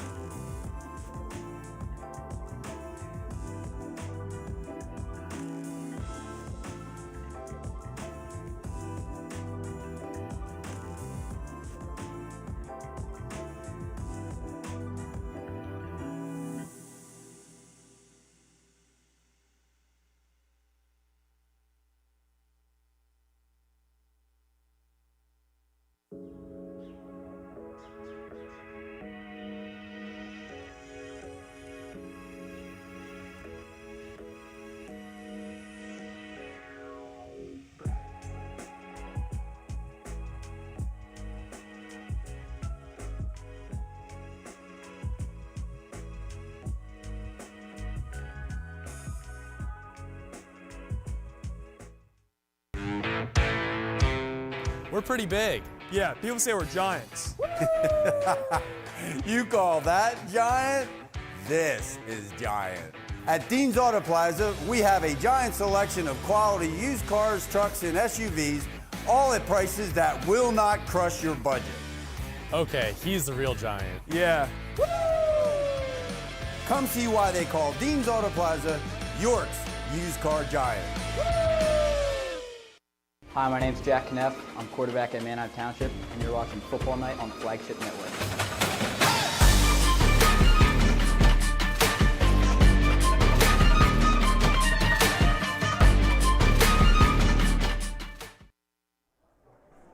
Welcome back to Central York High School, everyone. Max Gretzula and Nate Govan with you guys here tonight. It's been a lot of fun, Nate, in the first half. Overall, I think we can take this so many different directions. Obviously, it's nighttime here. It's Friday Night Lights. Lights go down. Yes, sir. Or sun goes down, lights go up is a Yes, better way sir. to put it. And, you know, Brandon Nace, you talk about what he's been able to do so far throughout his whole high school career. Tonight, he's going to have another tall test trying to come back here and on his home turf against a team that doesn't look like they want to lose here tonight, the Blue Streaks. No, the Blue Streaks are the real deal, and they come to play football, and that's what you should expect. So if I'm Nace right now, I'm settling everybody. Hey, guys, we talked about it last week. We came back in the second half. There are 4 quarters of football. 2 won't get it done. Well, I tell you what, on the other side of things, you talk about the defense of Manheim Township and what they were able to do a week ago, 7-0 victory. Tonight, it's been almost the same story against a much better offensive opponent in Central York. Can that continue in the second half to try to propel them to a victory on the road? So from what I've seen, I think that the defensive line is key here. You know, the pressure that they're able to get up front. Yep. And if they can just, you know, be disruptive, you know, on these different plays. So, you know, Johnson is causing problems. They got to find a way to bottle him up, not let him run all over the place, and they'll be okay. But they got to find a way to put a little bit more pressure on Nace and force him to make mistakes. He hasn't really made any yet. Yeah, Kneff hasn't really made any either. But then when you think about this, it's a tip drill, right? And obviously they turn the football over there.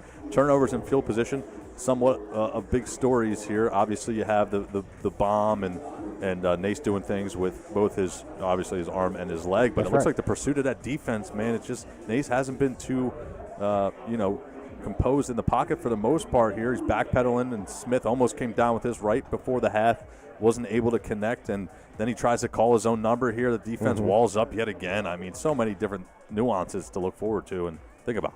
And on that last one, I would have liked to have seen Central York maybe get into a power I formation and, you know, to call a quarterback draw from the shotgun formation on goal line. All I can think of is the Seattle Seahawks Super Bowl against the Patriots, right? Was that it? Yes. Yep. Where, you know, you call a quarterback draw or you call a run play from the shotgun on a goal line.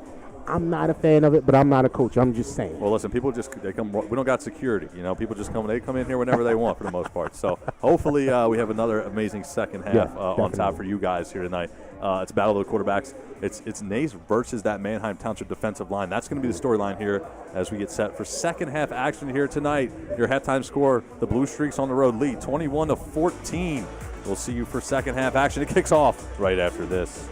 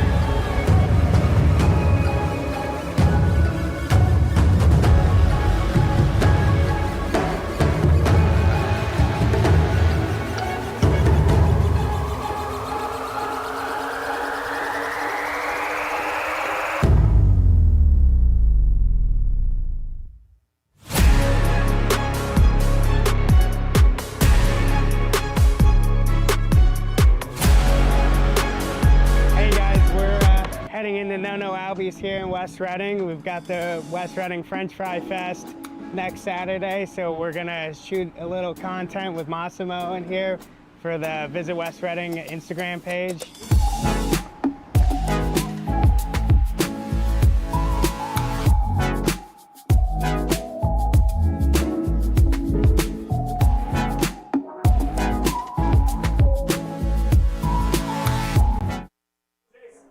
Second half action starts right now as we begin second half play with return. Again, Nate, field position telling the story. Not a great return there on the opening kickoff here of the second half.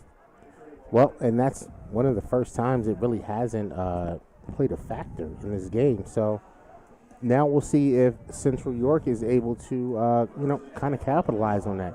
If you get a sack here or a turnover, boy, does that change things for you. Well, it's connecting the offense back onto the field. Fernandez, the lone tailback.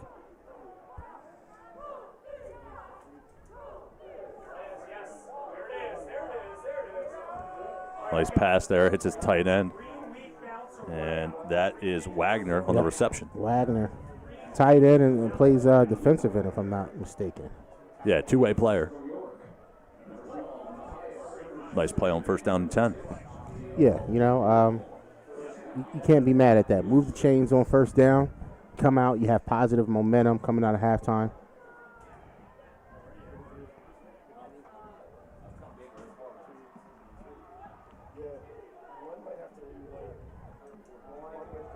Handoff up the middle. Fernandez gets his number called, works his way past the 35 and brought down around the 40. Pickup of about maybe 5 on the play. That's another positive game, man. So, I like the tempo that Manheim has come out with. They look calm. They don't look flustered. And, again, as they should be, because they're up 24-14. They control their destiny right now. Brings up a second down in about 4, maybe 5. Fernandez yet again up the middle. Maneuvers past one body, and he's walled up by a couple of black jerseys just shy, I believe, of the first. Nope, it's a first down. It's tough. It looked like he was walled up before that ball crossed the first down marker. His body looked like it crossed, but not the ball. Nevertheless, it's good enough for a Manheim Township first down. That's back-to-back first downs to start this possession. You see a lot of hands on the hips of that Central York defense looking around. Got to be on the same page to keep their team in this game. The offense has showed life, obviously, throughout that first half, but if they continue to give up points and chunk plays, obviously it's going to be a lot harder to come back from on their home field. Valou now in the backfield has extra protection. Fernandez follows him. Up the gut he goes, and he's brought down at midfield. It's going to be a pickup of about 4, maybe 5 on the play yet again, and it's another 30-plus seconds off the clock for Manheim Township in their offense. Tick-tock, tick-tock. This is how we control the clock. When you're winning and you're up in the game, these moments are precious. If Central York is still down in the fourth quarter, when they go back and they watch this film, they're going to say, man, we got to find a way to get off the field faster. Into enemy territory go the Blue Streaks. Fernandez still the tailback. Valou, bottom of your screen, as an extra blocker.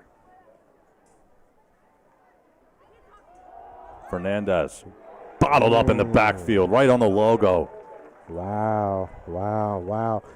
Big play, number 54, Caden Graham in on the stop there. And, just textbook tackling.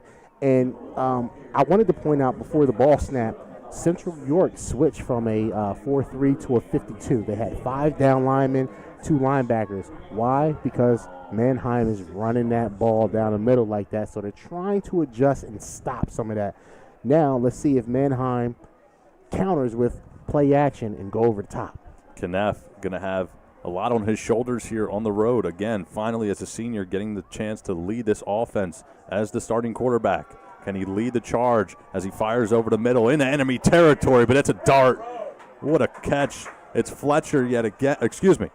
Yes, it is Fletcher. Got to trust the gut there, Nate. But what a great pass. Fletcher, Wagner. Or Wagner. 11, Wagner. Wagner? I want to give my man credit. Yeah, I want to give make sure we get it right. I want to give my man credit. Wagner. It is Wagner. Luke Wagner. Yeah. Let's go, Luke.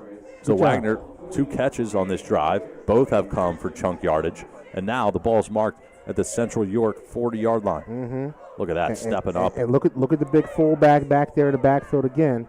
That's 4 jerseys, by the way, surrounding Wagner. Valu in motion. Kneff back to pass, steps up, fires deep over the middle, and it goes incomplete. He was looking for Fletcher that time. There's my guy Fletcher. Deuces. My man Fletcher. Deuces, that's easy to remember. Deuces. I like it. Well, and right now, and I'll be honest, I don't have a dog in this fight, right? But I think they just get a little too cute on that one right there. Keep pounding the rock, keep doing what's been working. There's no need to get flashy. They send a fullback out on a misdirection route. Everybody knows you're not throwing him the rock. You're going to go somewhere else. And and you also have to think about what you mentioned, the 5 in the box, though. Are they trying to run? Oh, it's an offside penalty. Yep. But are they trying to say to themselves, hey, we have to prove that we can throw the football if you're going to stack the box against Fernandez and the running back? I guess that'll be the story as the second half goes on. And I see that. I see that point. I guess I'm thinking they only really stopped it once. I like to see him stop it a couple more times before I go away from what's working. For Fernandez for negative yards. This time he'll get another positive play, albeit a short one. It looks like a pickup of about 1 on the carry. And Fernandez is getting fed tonight. Yeah, and that's really a good play by Central York, just being able to get in there and get a hand on him. That's number 9, Colin Gurley, who was first to make contact and, kind of hold him up so the rest of the guys can come in and clean things up. Gurley, another 2-way player. No relation to Todd Gurley, I'm assuming. No. Todd Gurley, the story of fantasy football that one year. For you old heads out there. Yeah. Kneff over the head of his intended target. Ouch. That one hurts a little bit, Nate, just because Dumpster was wide open. Dumpster had that catch earlier on for that touchdown in the first half. Well, and Kneff's going to dream about that tonight. That's a tough one. I wish he had it back because, he's made harder throws, I'm sure, when he was in youth football. Sure, I'm sure. Clearly the biggest play so far, early stages of the third quarter, 4th down and 4. And the crowd now, and sideline for Central York, getting loud as Kneff has an empty backfield. The senior on the road here in week 2, the last time. Will Central York bring pressure? No. Kneff back to pass, makes one man miss, fires, and it's incomplete. That happened to Smith on the last possession before the half. Unbelievable. Well, and that's number 2, Dwayne Morgan, with the stop there. 6 foot, 195 pounds, senior, out there doing his thing. Well, you see Kneff right here, Nate. I mean, he kind of gets tripped up right before he released that football, and the ground yet again, it looked like caused the incomplete pass. Well, I mean, that's just tough sledding, man. I don't want to say, he should have caught it. It looked like he did catch it, but, he has a defender right on his back. Yeah. So, that guy can play football too. So it goes both ways. Nace looking to get an opportunity here. His first one of the second half to lead a charge. Hands off. Johnson up the middle. It's a short gain. Pickup of 2. It'll bring up a 2nd down and 8. And Fletcher with the usually sure hands, I'm sure, is kicking himself after that. And my big fella, Taylor Valu, on the stop for Manheim there, another really big part of this defense. And Fletcher goes from the incomplete pass to the safety position. Number 22, Nace fires near sideline. Incomplete. Johnson ran before he caught it. Can't do that. And Central York all of a sudden facing a 3rd down and 8. Yeah, that's just a rookie mistake. And, times have changed because I could hear my high school football coach screaming for you to come out the game. Catch before you run? I mean, that's just, focus on a rock, catch it, turn up the field. So hey, easier said than done up here. I'm just watching and talking. Yeah. But that one right there, come on, bro. Come on, man. But I know it's tough out there. He'll get it. 3rd and 8. Johnson still in the backfield. Trenches battle on this play. Here comes the rush. Nace, pump fake. Deep shot. Looking for RB. He's got him. Back shoulder throw. And he's inside the 30-yard line. So Who's that, 13 or is that 19? That's 19 on the catch. DeMarcus Murray. D. Murray? Yep, D. Murray. If I'm right by my roster. I want to give the right players 19, credit. yeah, that's D. Murray, DeMarcus Murray. D. Murray with the catch and another quick play. And that's a number 9. Colin Gurley. So Gurley made that play on the defensive side of things. Now he gets in on the action. Yep, I say it all the time. It ain't no fun if the homies can't have none. Nace continues to work quickly. Pistol formation. The give to Johnson. He'll try the gut. Nothing really going. It's going to be another short gain, pickup of 1 on the play. That'll bring up a 2nd down and 9. But Nace obviously trusts his gut, and for good reason. He's proven it for the last 3 seasons. Lets that ball go on a big 3rd down and 8, and he converts it. I'd love to see a play action here at this point in the field. Something short, shallow, not too deep, but 10 yards or something like that. A nice play action because they respect the run right now. Take advantage of that. Nance continues to look towards that near sideline. Play clock under 10. Now 8. Back to the pistol formation. Nace will hand Johnson across the 15-yard line, brought down shortly thereafter. That's going to be good enough for a Central York 1st down. And now they're in the red zone. They smell blood. We got somebody cramping up right now. I couldn't see the number, but you young boys and girls out there, whether you're playing tackle football, you're playing flag football, hydration is key to prevent the cramping. And it's not what you drank today; it's what you drank 2, 3, 4 days before the game. Hydration is an ongoing process, and it helps prevent little things like this. If you want to stay in a game, stay hydrated. Well, I'll tell you what, we saw a ton of that last week in our Week 1 game at Elko. A lot of players shaking up, especially in that, cramping up, I should say, especially in that second half. Tonight, our first timeout stoppage due to cramping, hopefully, right, due to injury. It looks like a cramp. You just need to get that thing stretched out, and that's what happens after a while. You've been playing all day. You get tired. You lose electrolytes. Well, let's take a quick timeout. We'll send it to break. Quick stoppage. Before we do so, it's Hempfield and Governor Mifflin a week from tonight. That'll be our Week 3 matchup, and we're so excited to see you guys there. And if you can't join us out, you can watch it on the Flagship Network.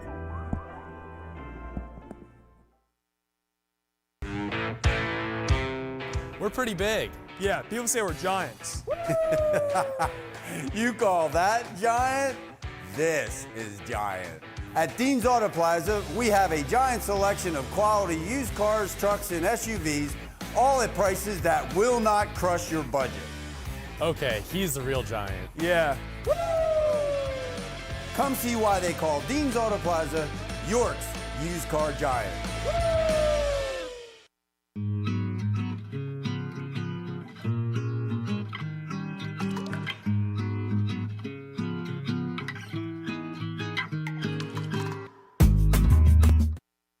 I'm Josh Thor from Central York, and you're watching football on Flagship Network.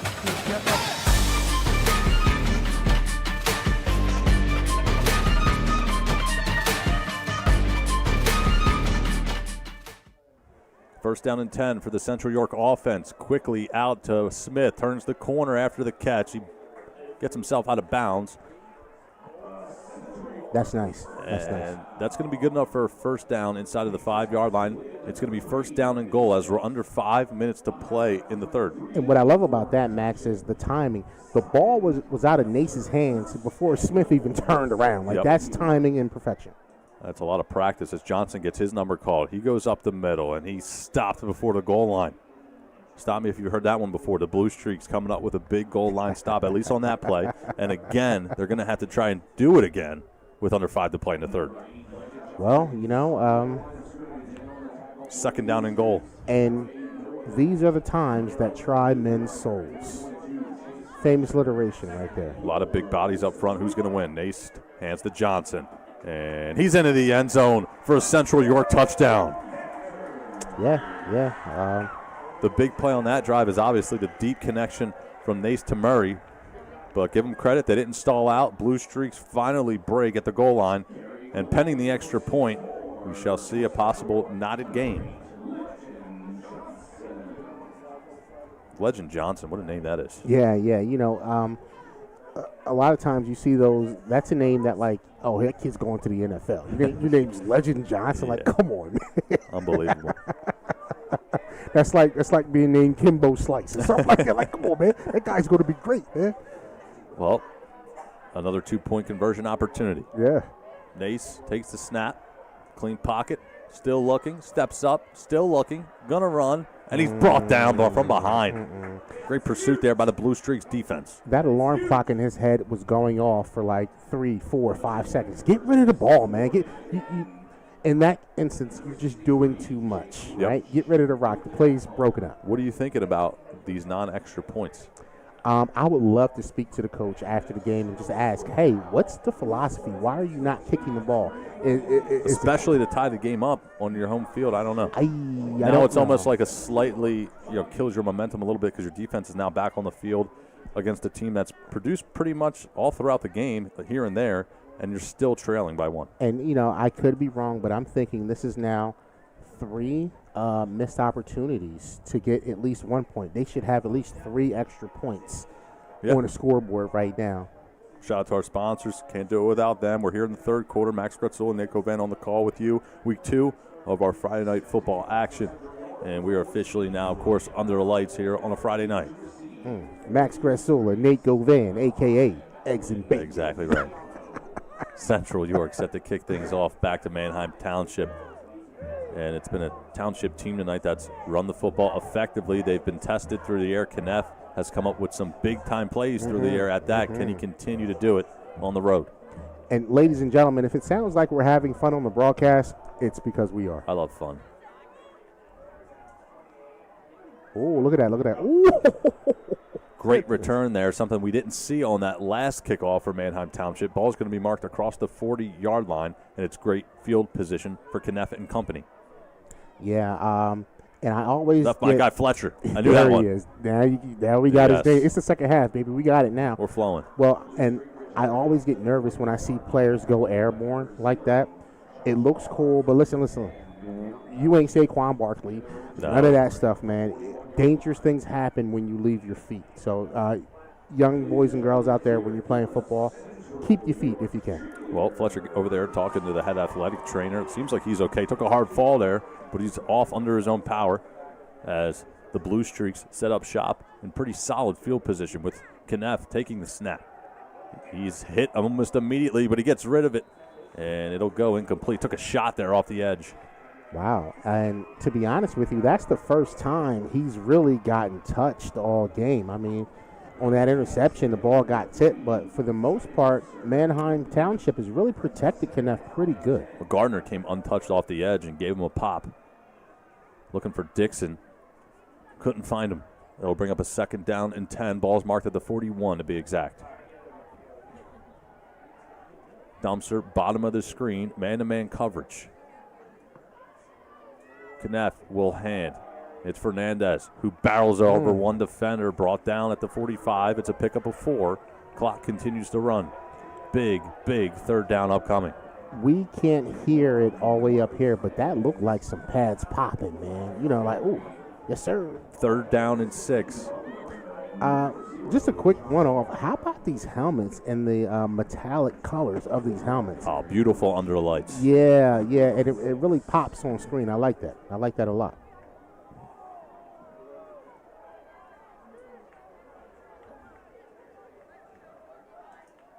Kneff, another mixed direction to Fernandez. They run it on 3rd down, but he's going to come up just shy of the line to gain. So they go back to that counter tray that Central York ran and Johnson scored on earlier. So Manheim saw that and said, "Yeah, I like that, man. We'll put a wrinkle in our playbook too for that." Well, Nate, I said it was a big 3rd down. It's going to be a bigger 4th down and 1 from midfield. Ooh, from midfield, and this is a gamble. I'm gonna tell you right now, because if they don't get this 4th down, you're giving Nace a lot of healthy field position to work with. Goodness gracious. With an offense that has built some momentum early stages of the third. Now we're late. Again, why aren't we under center? Heavy meat on the line of scrimmage, and we have some movement up front.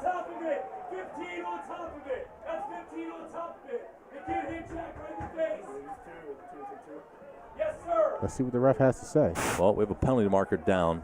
I see one. I don't see two. We'll check the call. The play, dead ball, encroachment on the defense. Wow. First down. Wow. And if you're Central York right now, you just vomited in your mouth.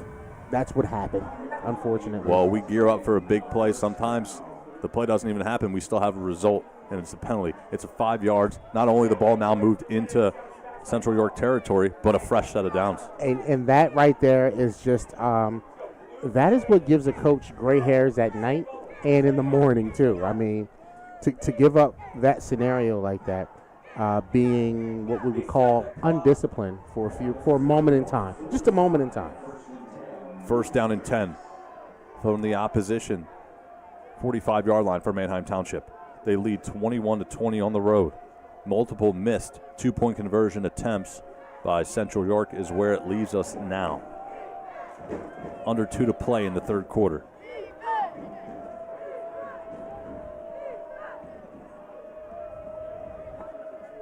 Feliciano, number 5, moves to the slot on the high side. Kneff will hand to Fernandez, goes up the middle, and there's not too much room to work with.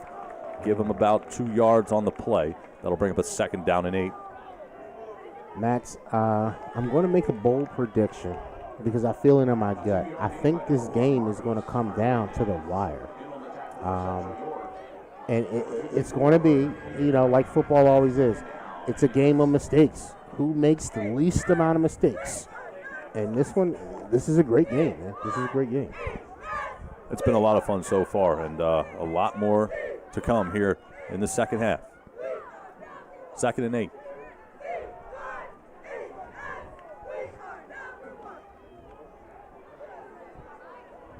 Kneff will hand to Fernandez yet again. Maneuvers past one defender, picks up yardage, still on his feet, and he's past the first down marker.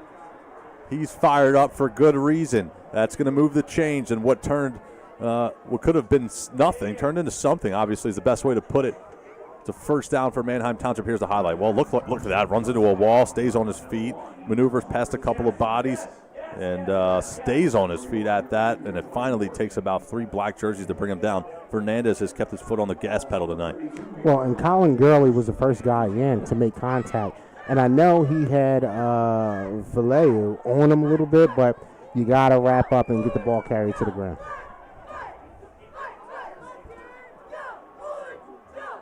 Kneff in the gun, calls his own number. He goes up the middle, and he's brought down by his shoelace past the 30-yard line. Yeah, I didn't see that coming. I wasn't expecting him to run the rock. Play after play, down after down, minute after minute, and we have reached the expiration of the game clock here in the third quarter. Township continues to lead on the road here tonight, 21-20, and they're moving.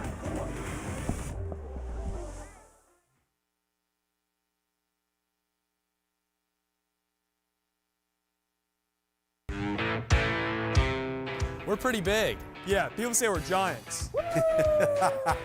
You call that giant? This is giant. At Dean's Auto Plaza, we have a giant selection of quality used cars, trucks, and SUVs, all at prices that will not crush your budget. Okay, he's the real giant. Yeah. Come see why they call Dean's Auto Plaza York's used car giant.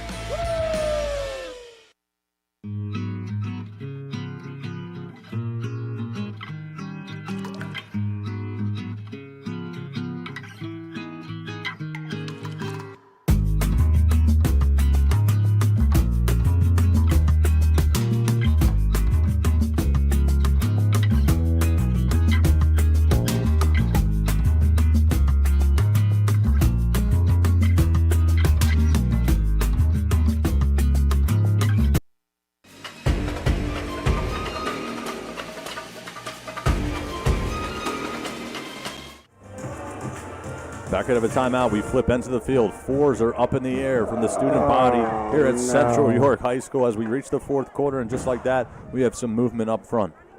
And, again, another Ball one. start. Number 63 of the offense. It's a 5-yard penalty. Wow. First down. So we're in the fourth quarter. Out of a timeout, too. Ooh, fresh out of timeout. That's the worst time to get a penalty in any sport after a timeout. But what's happening here is when you're tired, the first thing that goes is your mind. It's all mental. Yes, sir. Especially as we continue to have a close game in the late stages of it as well. Fernandez maneuvers past one defender, charging towards that far sideline, still on his feet, finally brought down, chunk play. It's a first down for the Blue Streaks, and into the red zone goes Fernandez and company. Well, and Fernandez is able to, hit the edge and just accelerate. Look, breaks an arm tackle, and he's hard to catch. He's just a tough guy to bring down. Quick first step to say the least, that is, for Fernandez. He's proven it so far here tonight. 1st and 10. Ball's marked at the 13-yard line, to be exact. And now Fernandez coming off the field after the chunk play. Kneff takes the snap, keeps it himself, fires, and it's intercepted. Wow, look at that. Oh, no.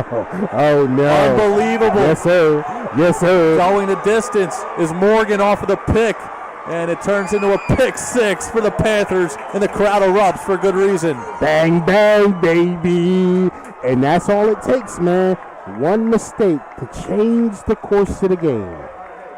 Kneff, the senior leader on the Township offense, throws arguably his worst pass of his high school career at the worst time. And that officially gives Central York the lead. It's Morgan, obviously on the return after the interception. Give him credit for staying on his feet and going the distance. Well, I mean, and again, I said it once, I said it twice, I'll say it a million times. Football is a game of mistakes. Whoever limits mistakes will win the game. And in big situations like that, you got to take care of the rock, man. You got to take care of the rock. Well, Fernandez, you can think about that previous play on the run. He's taken out of the game. Coaches probably don't give too much confidence to the backup tailback. Kneff keeps it himself off of the read option, throws it into the danger zone. Just run and rock, man. It's so great when you think about, if you're a Central York fan, how quickly, no matter what, the game can flip the other way. And also on top of that, if you're a Blue Streaks fan, it can very much go your way again on this next offensive possession as long as your senior leader, picks up the pace here and it keeps his head in it. True indeed. So make sure you tune in next week to the Flagship Network, Friday, 7 p.m. Hempfield versus Governor Mifflin. Sure to be a barn burner. Don't miss it. Game's going to take place 7 o'clock at Governor Mifflin High School in Reading, Pennsylvania. Wow, big play by Central York, and we'll see if they can hold on to that momentum. I'll tell you what, I think Morgan's going to have some fun in class this week. He's going to be getting dapped up a lot. Oh, yeah. I mean, that's going on his huddle highlight reel. I can see it now, Make sure you tag me out there, Morgan. Tag me in a huddle post, man, Well, stop me if you saw this before. It's another 2-point conversion opportunity here. Nace will pitch play it on to Smith, who just gallops right into the end zone for the 2-point conversion. Nice. All right, Manheim, don't hang your head. Don't get flustered. There's a lot of time left in this football game. So that's what Coach is telling them right now. Punch for punch here in the fourth quarter. It's Nace pitch. It's Smith on the reception after the pitch. It does count as reception. It does. Pitch. It does. He goes right into the end zone for the 2-point conversion. Finally, a play drawn up that works on the 2-point conversion attempt. And just like that, Central York leads at home 28-21. Well, we'll keep things right here. And Nate, I know you got a lot to say. Speak your mind. So this game here is so important because these teams, they're both big-time teams, and they want to make sure that they maintain PowerPoint rankings. If they lose this game and maybe lose one more game, That's the difference between not getting into the playoffs or barely sneaking in as an 8 seed. So, very big game tonight for both of these programs. Ryan Brown set to kick off. Feliciano back to return for the Blue Streaks.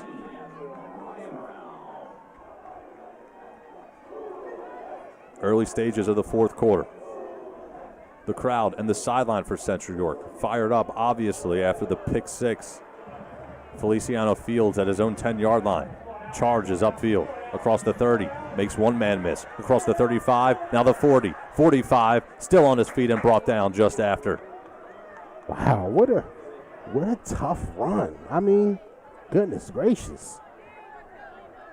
That's a man's return from Feliciano.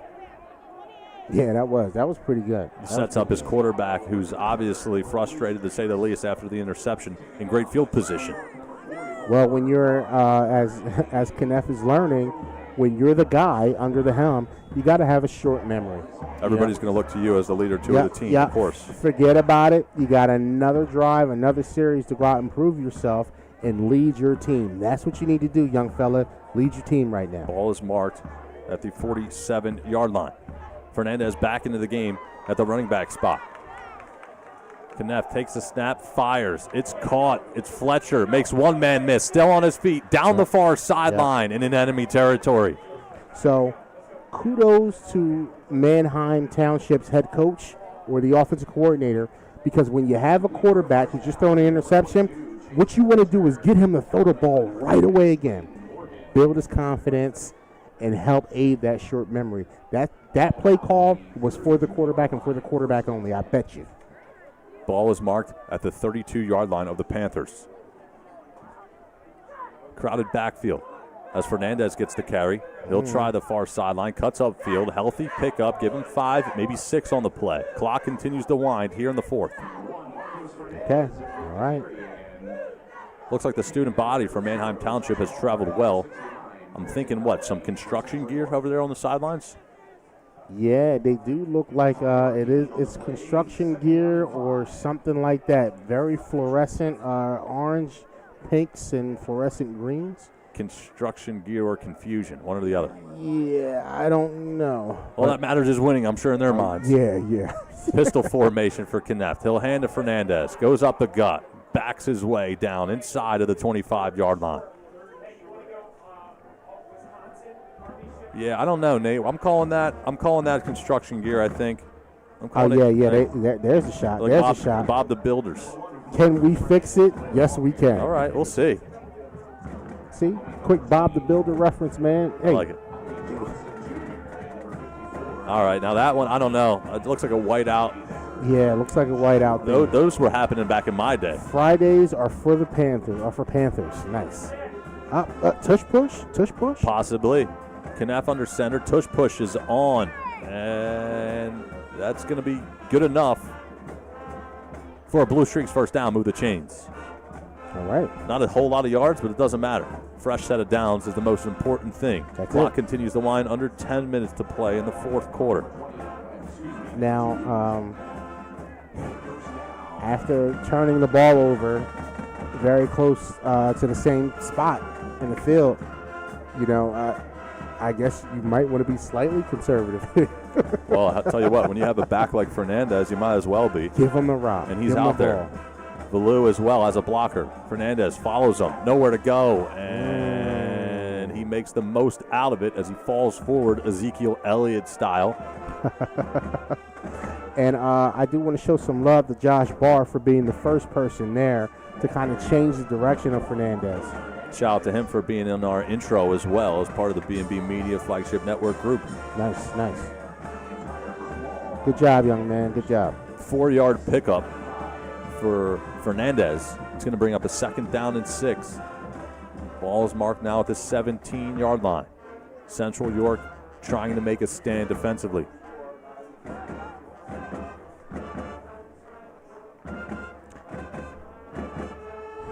The sophomore, Darren Reed, number 61, is playing well up front, too. Fernandez makes his way past a couple of black jerseys. He's brought down after another positive pickup.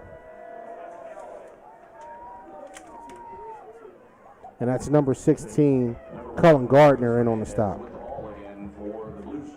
Fernandez continues to carry a heavy load here tonight as he jogs off the football field. He'll be off the field, obviously, here on a 3rd down and 1. That's an interesting call if you're the head coach, having your arguably best playmaker off the field in a short yardage situation. Hopefully Fernandez is tush pushing. He's again. gassed. You see him gassed over there on the far sideline for obvious reasons. Tush push on again. Kneff maneuvers past a couple of bodies, and he's brought down inside the 5. Oh, man, that's nice, man. Did he fake inside and then bounce outside? Did we get the replay on that one? Well, I'll Can tell we you get what, follow your biggest body on the line. I think that's exactly what Kneff did. Yeah. Fernandez still down on one knee on the sidelines, getting a breather. Here it is. It's all good. It's all good. Either way, great play for the Blue Streaks. And Kneff is really he's earning back.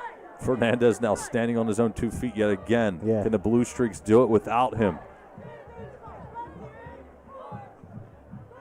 Myers is in the backfield. He gets the carry. Tries the far side. Is he in? And No, he's he's just not. shy. Myers not used to getting the workload here tonight. That's his first touch of the game. Matthias Surgeon on the stop, the junior. They move quickly, Nate. Tush push formation. Kneff takes the snap, charges into the end zone on his own 2 feet. The Blue Streaks answer back. He did the same thing again.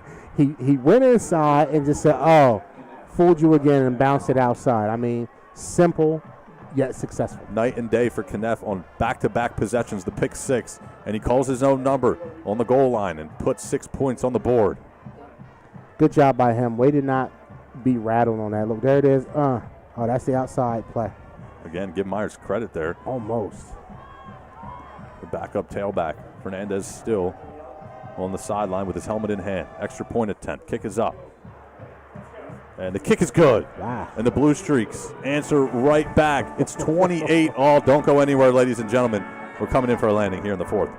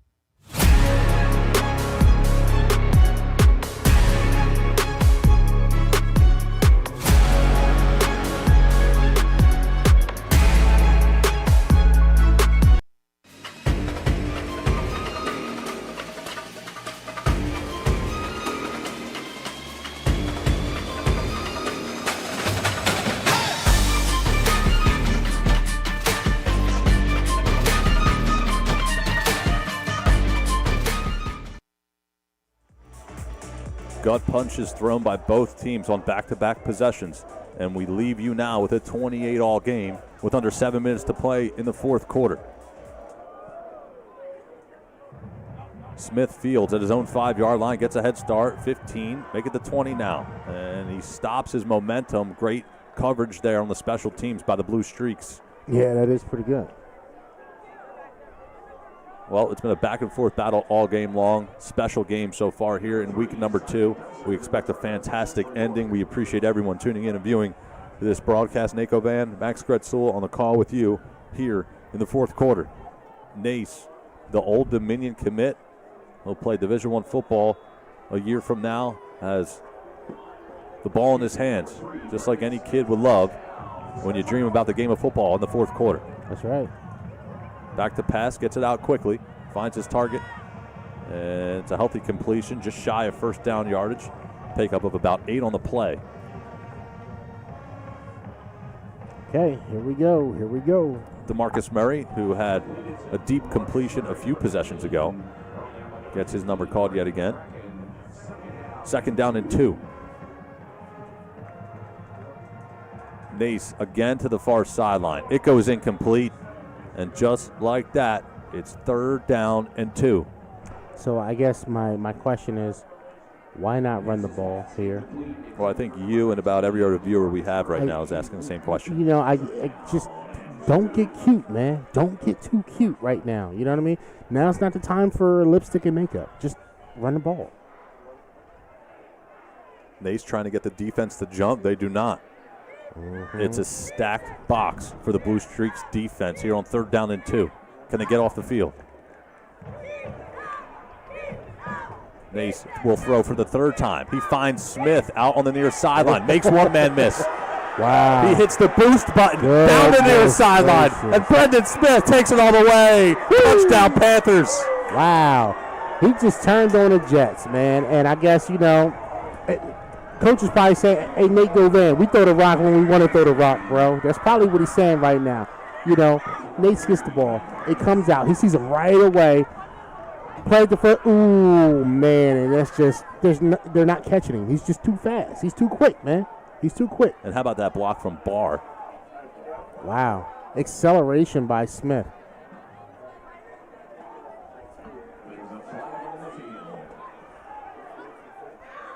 What's the flag? Are they picking it up? Oh, there's some. Of the offense, the 10-yard penalty spot at the flag. Wow. Illegal block in the back. Is that what he said? I think he actually, Nate, I think he just did say that. Yeah, so they're going to take that off the board. And I think Brendan Smith just realized it. Oh, no. Because he's got his hands on his head. And I said, how about that block from Barr? He's the one who was penalized on the play. So obviously an illegal block. No. But it's spotted the foul. So everyone watching at home, the spot of the foul. So let's see if we can catch Here it is again, yes. So Smith catches it, but you're going to see number 0 come into the picture there, and right there's your illegal block in the back. Wow. I don't know. It's hard to see. It is hard to see. Usually you don't expect a call like that, and just like that, here's some momentum for the defense. You see that? Oh, no. Legend Johnson. Bottle up, something we haven't seen too often here tonight. And what could have been a magical play for the offense turned sour. And that's number 63, Jake Ruck. Or is it Rutch?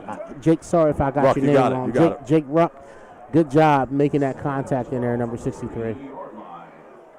Got to get a big boy some love, man. Call their names out when they make some plays, man. 2nd down and 12. Can Nace find Smith again? Winds up, fires deep, wants it all. And it goes incomplete. It's been so often here tonight where the ball is in and out of the hands of the receivers. He wanted Murray, couldn't have him. And they'll try it again on 3rd and long. Wow. Giving his playmakers an opportunity to go up and get it. So, we talked about halftime adjustments, Max. You know whose name you haven't heard as of yet? Who's that? Will Milazzo.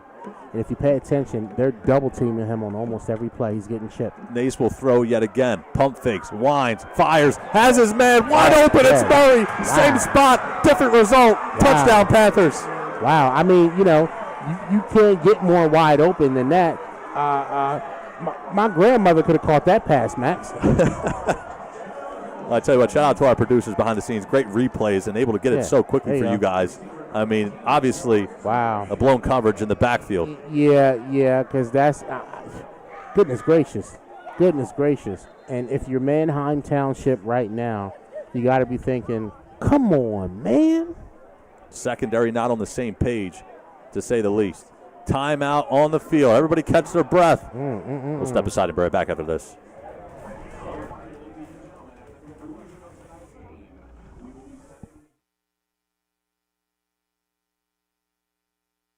Hey guys, we're heading into No Albies here in West Reading. We've got the West Reading French Fry Fest next Saturday, so we're gonna shoot a little content with Massimo in here for the Visit West Reading Instagram page.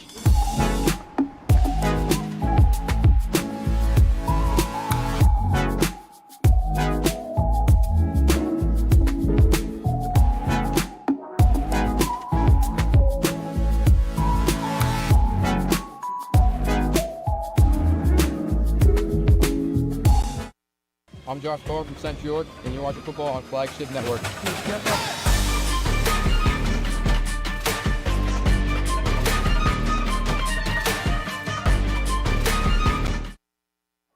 Out of a timeout, Central York will go for 2 yet again. Johnson will try the far side, and he's in. The Blue Streaks unable to secure the edge. Johnson makes them pay. 2-point conversion on the board. It's 36-28. And, you know, give a big shout out to Colin Gurley for sealing Will Milazzo on that 2-point conversion there. Man, what I do want to go back to, Max, is that that illegal block in the back. So I don't want to call it a ticky-tack call because I couldn't really see it on replay, but it almost looked ticky-tack. But for the young viewers at home that are looking to play tomorrow or in the weeks coming, if you can see the number on the back of the jersey or the name, you don't touch them. Easy peasy rule to follow. It'll cost you big in a game. Thank goodness Central York was able to bounce back from that penalty. Well, when you have the playmakers they do, obviously it's a little bit easier. But no question about it, Nate. Good analysis. Yeah. That's important for the players at home. Why I bring it up is because they do have athletes and they do make it look easy. But it's not really that easy, Max. It's not. And that could cost you not only the ball game, but a lot more if you're deeper into the playoffs or late in the season. Ryan Brown set to kick off. Feliciano back to return for the Blue Streaks, who now trail by 8. And it's a terrible kick to say the least. It's fielded around the 38-yard line. So Manheim Township again, Nate, will have pretty good field position to start. Well, so, you know, I think Central York will they'll look at that this week in practice and find ways to, you know, kind of amend some of those things. Well, or mend, not amend. Right, you got it. Yeah. It's getting late in the broadcast. Hey, man. We're not English majors. Listen, man, your brain gets tired after 3 o'clock. After a long day of work, you come out to do a game, man, your brain gets tired. We're just trying to stay sharp for you guys at home. No question about it. Very well said. So off of the sloppy kick there from Central York, Kneff will go back onto the field and try to lead the comeback for Manheim Township on the road. Again, they trail by 8. Fernandez, nowhere to go on first down. Yeah, that looks like the big fella, number 61 in there on that tackle. Darren Reed. No gain on the play. It'll be a 2nd down and 10. Kneff now obviously having been asked to do a lot so far in this game, and now it's going to take even more to come away with the victory. Yeah, the heavy lifting just got heavier. But this is why you're the man, you know? The pressure on his back on the road. Can he handle it? Takes the snap, moves quickly, gets rid of it. It's Fletcher, hit immediately. Yeah. The Central York defense coming up big on back-to-back plays. It'll bring up a 3rd down and 8. Yeah, they swallowed that one up, man. You know, and at this point in time, Central York is playing with a swagger and a confidence, a vibrato that is insane right now. Clock continues to wind. We near the 4-minute mark of the 4th quarter. Substitutions come onto the field. Feliciano is in. Kneff gets the call from the sideline. Wow, and just like that, the band is rocking. Do you hear them, Max? Rocking on a Friday night. Our feet are shaking here in the booth. Ba-da-ba. Fernandez still the tailback. Kneff rolls, stops, and it's a misdirection play. It's not going to be enough for a 1st down, however. It'll be a pickup of about 4 yards. So that play is trying to, what the coaching staff is trying to do there is make one guy miss and get a big gain. They're trying to do anything to kind of get closer to the end zone because of the time. Now is where you're going to see the panic start to set in. Zolik was on the reception there, one of his few of the night. Yep. So hopefully that panic doesn't consume Manheim and they're able to put together something good here on this drive. Would you go for it, Nate, on 4th down? It looks like they're going to punt. All 3 of their timeouts still remain. But you put the ball back in the hands of Mace. I think I go for it here because with 3 minutes and 5 seconds left, what do you got to lose? You're already down, man. Put yourself in a position to win. You know, worst come to worst, if Central York gets the ball, you know they're going to sit on it and run that clock on you. Next week, we will be at Governor Mifflin High School. It'll be Hempfield and Governor Mifflin doing battle on a Friday night. It'll be week 3 of our 10 weeks on the Flagship Network. Hopefully you guys can join us for that, but we're not done here tonight. 2 powerhouses doing battle at Central York High School. Again, appreciate everyone tuning in and watching us. Shout out to our sponsors as well, Max Gretzel and Nate Govan with you guys here tonight. It's been a lot of fun so far and still a lot more to come in the last few minutes of this game. Big 4th down. Timeout was called. Teams come out of their huddle. Yeah, they're going to go for it this time, right? I bet you. Let's see. And indeed, you're right. Yeah, like, go for it. Like, it's 3 minutes left, man. Central York gets the ball back. That's a problem. Central York called timeout. So, Kneff, the biggest play of his high school career, goes under center, draws him offside. Yeah, I was going to say, drew him offside. Who are they calling it on? Are they got an offsides or a false start? This here might be the game. Dead ball. False start. It's a false start on the offense. 5-yard penalty. And now you have no choice, right, Nate, but to punt this one away. You got all 3 of your timeouts and 3 minutes to work with. Where's the slapping head emoji? That's what you got to put up there right now. That's tough. I don't think they were going to go for it. Well, it almost looked like they wanted to draw them off sides. They did, and it was a great plan, but it's all about execution. All about execution. So the punting unit is on the field now for Manheim Township. 4th down and 9. Clean snap. Pretty solid punt for the most part. Smith saying get away, deny. Get away. And it'll trickle down at about the 32-yard line. So Nason Company back onto the field offensively for Central York. And the Township defense will have to make a stand.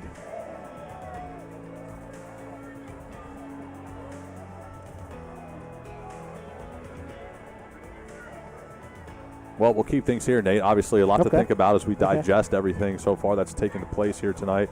You could take it so many different directions, but I think the biggest thing for Township is they've seen a lot of pros and a lot of cons defensively, a lot of things that they can build off of, and a lot of things that they're obviously going to want to correct. And the biggest test so far will be right here tonight. Yeah, and hopefully it only gets better from here, but it's been rough tonight. Now you can't sell out on the run because you got guys like Smith on the perimeter as Johnson gets his number called. He's tackled after a pickup of about 6, Nate, and it's going to bring up a 2nd down and 4. Clock runs. And the Blue Streaks, on that note, will call a timeout to stop the clock. Because tick-tock. Do you sell out here to stop the run?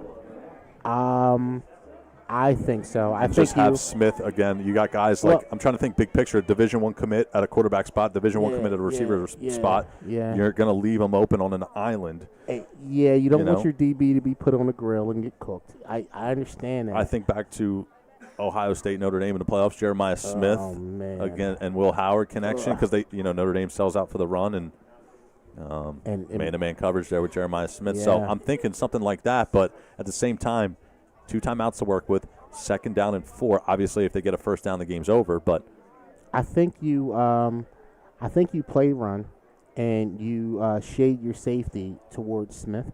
Either you shade and give help, or you just double him. You don't let him beat you deep, and then you just play football everywhere else. I don't want to see. You're saying stack the box. Yeah, because they're going to run the clock out. I think you're right. You have to. Yeah, because you have to. What's going to happen right now is they want Manheim Township to burn their timeouts. Sure. Yeah, I'm with you. Yeah. So it's just you really put yourself at a disadvantage. Obviously, when no one's thinking about this in the moment, but you look back to the prior mistakes. But jumping on 4th and 4, it's tough. Yeah, it just can't happen, and it's such a disheartening thing to watch. All right, well, you got 4 defensive linemen, 2 very close to the line of scrimmage as well. Murray, man-to-man coverage. Looks like there's some help over the top with Smith on the far sideline. Johnson gets his number called. Look for some running room. He's got the first down and then some. And he's brought down around midfield. The chains are moved. Well, and, at this point in time, it's just, you're trying to clean this thing up a little bit. If I'm Manheim Township and I'm the defensive coordinator, I'm instructing my guys to look out for the run. 2nd, 3rd man in, go for the football. We have to get a turnover here to give ourselves any kind of shot here. And if I'm Central York's coach, I'm saying, hey, take care of the football. High and tight if you got it. Don't try to do anything crazy and get extra yards. Get down, It's all the little things in close games like this down the stretch, definitely. Yeah, now's not the time to be, like I say all the time, don't get too cute. Right. 2:10 to play in the fourth. Fresh set of downs for the Panthers. Again, they lead by 8. It's been a back-and-forth battle. Hey, if you're just tuning in, your friends are telling you, hey, there's a crazy game going on. Welcome. Max Retzilla, Nate Govan on the call with you guys. Yes, sir. 36-28, back and forth we go. Two timeouts still. And, wow. Again, pretty solid wall there from the Blue Streaks. Now, it's going to bring up a second down and 8. Was it Manheim or Central York? One of them has about almost 100 kids on the team.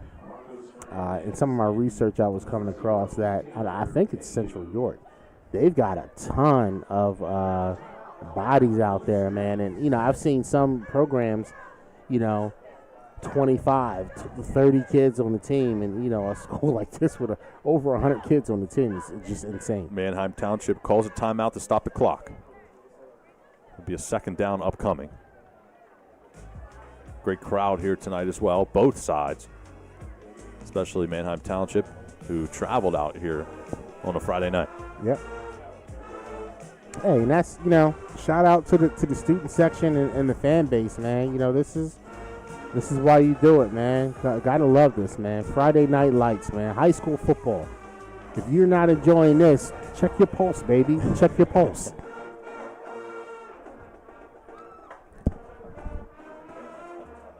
All right, so here we go.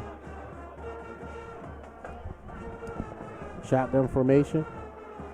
Nace gets the ball. He keeps it up. No, pitch play to Smith yet again. He turns the corner, and he's brought down right around the line to gain. I think he's going to come up just short. Third down, and Max again. They're moving the chains, it looks like. Yeah. And you know what the biggest problem on the field right now? It's the clock, Max. The clock. Man. Well, I thought that could have been just shy here. We'll see a replay of it. I thought he was brought down just shy, Nate, but he's shot. Yeah, he's short. Yeah. He's short. Yeah, I think so. Nevertheless, it's a first down. Simon Dumpster on the stop there. Clock is running, and obviously Central York will take this thing down to about 1 second on the play clock, call a timeout, and just like that, they're going to walk out of here with a victory here tonight. And obviously, a heck of a game, Nate. Yeah, definitely. And we'll send it to break. We'll be right back after this.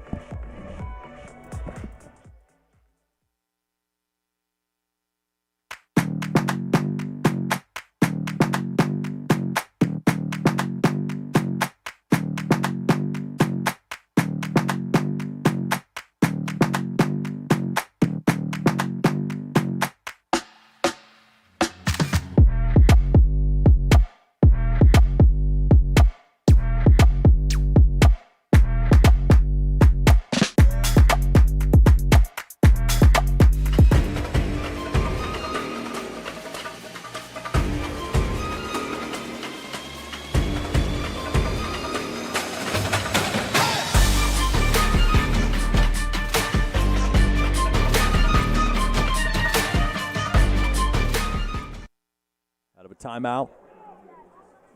Fresh set of downs, and obviously for Central York now just going to take a knee, run this clock out, and they're going to walk away with a victory here tonight. They'll improve to 2-0 on the season and win their home opener.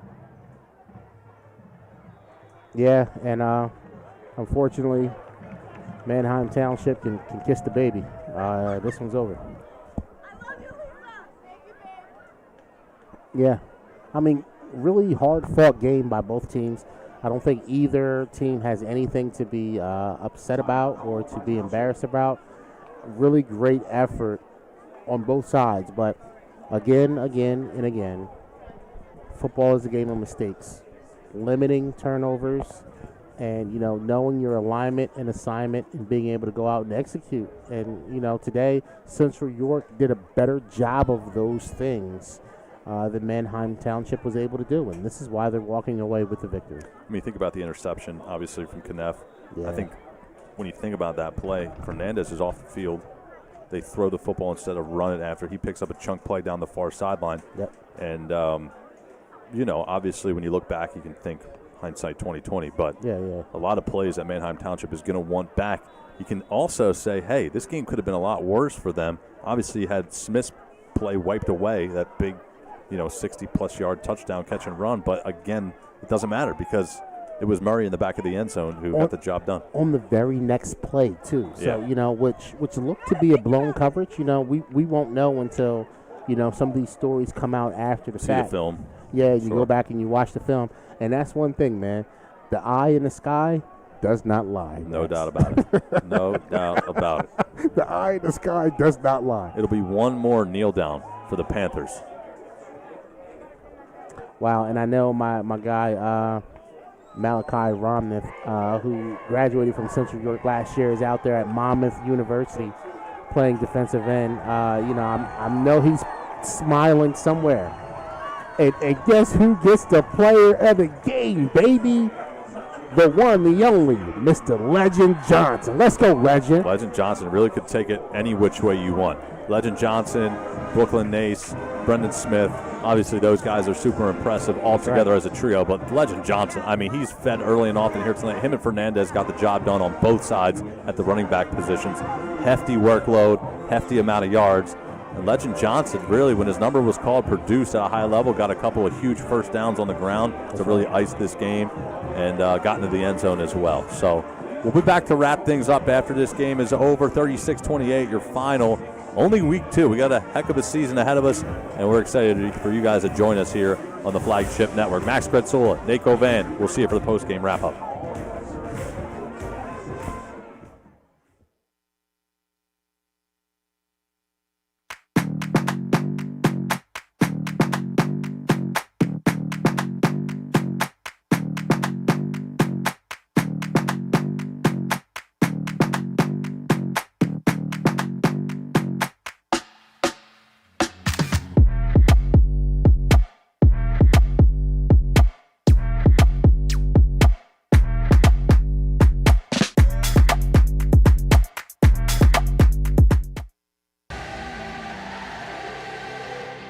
Wilson's upcoming slate of games.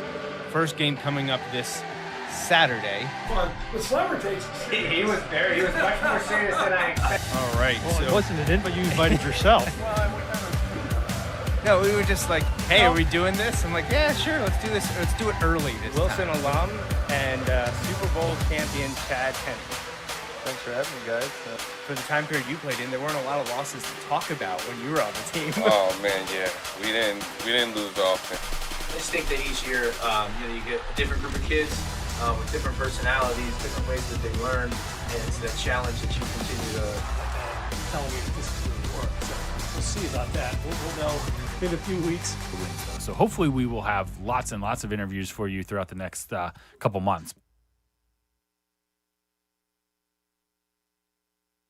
Hey guys, we're heading into No Albies here in West Reading. We've got the West Reading French Fry Fest next Saturday, so we're gonna shoot a little content with Massimo in here for the Visit West Reading Instagram page.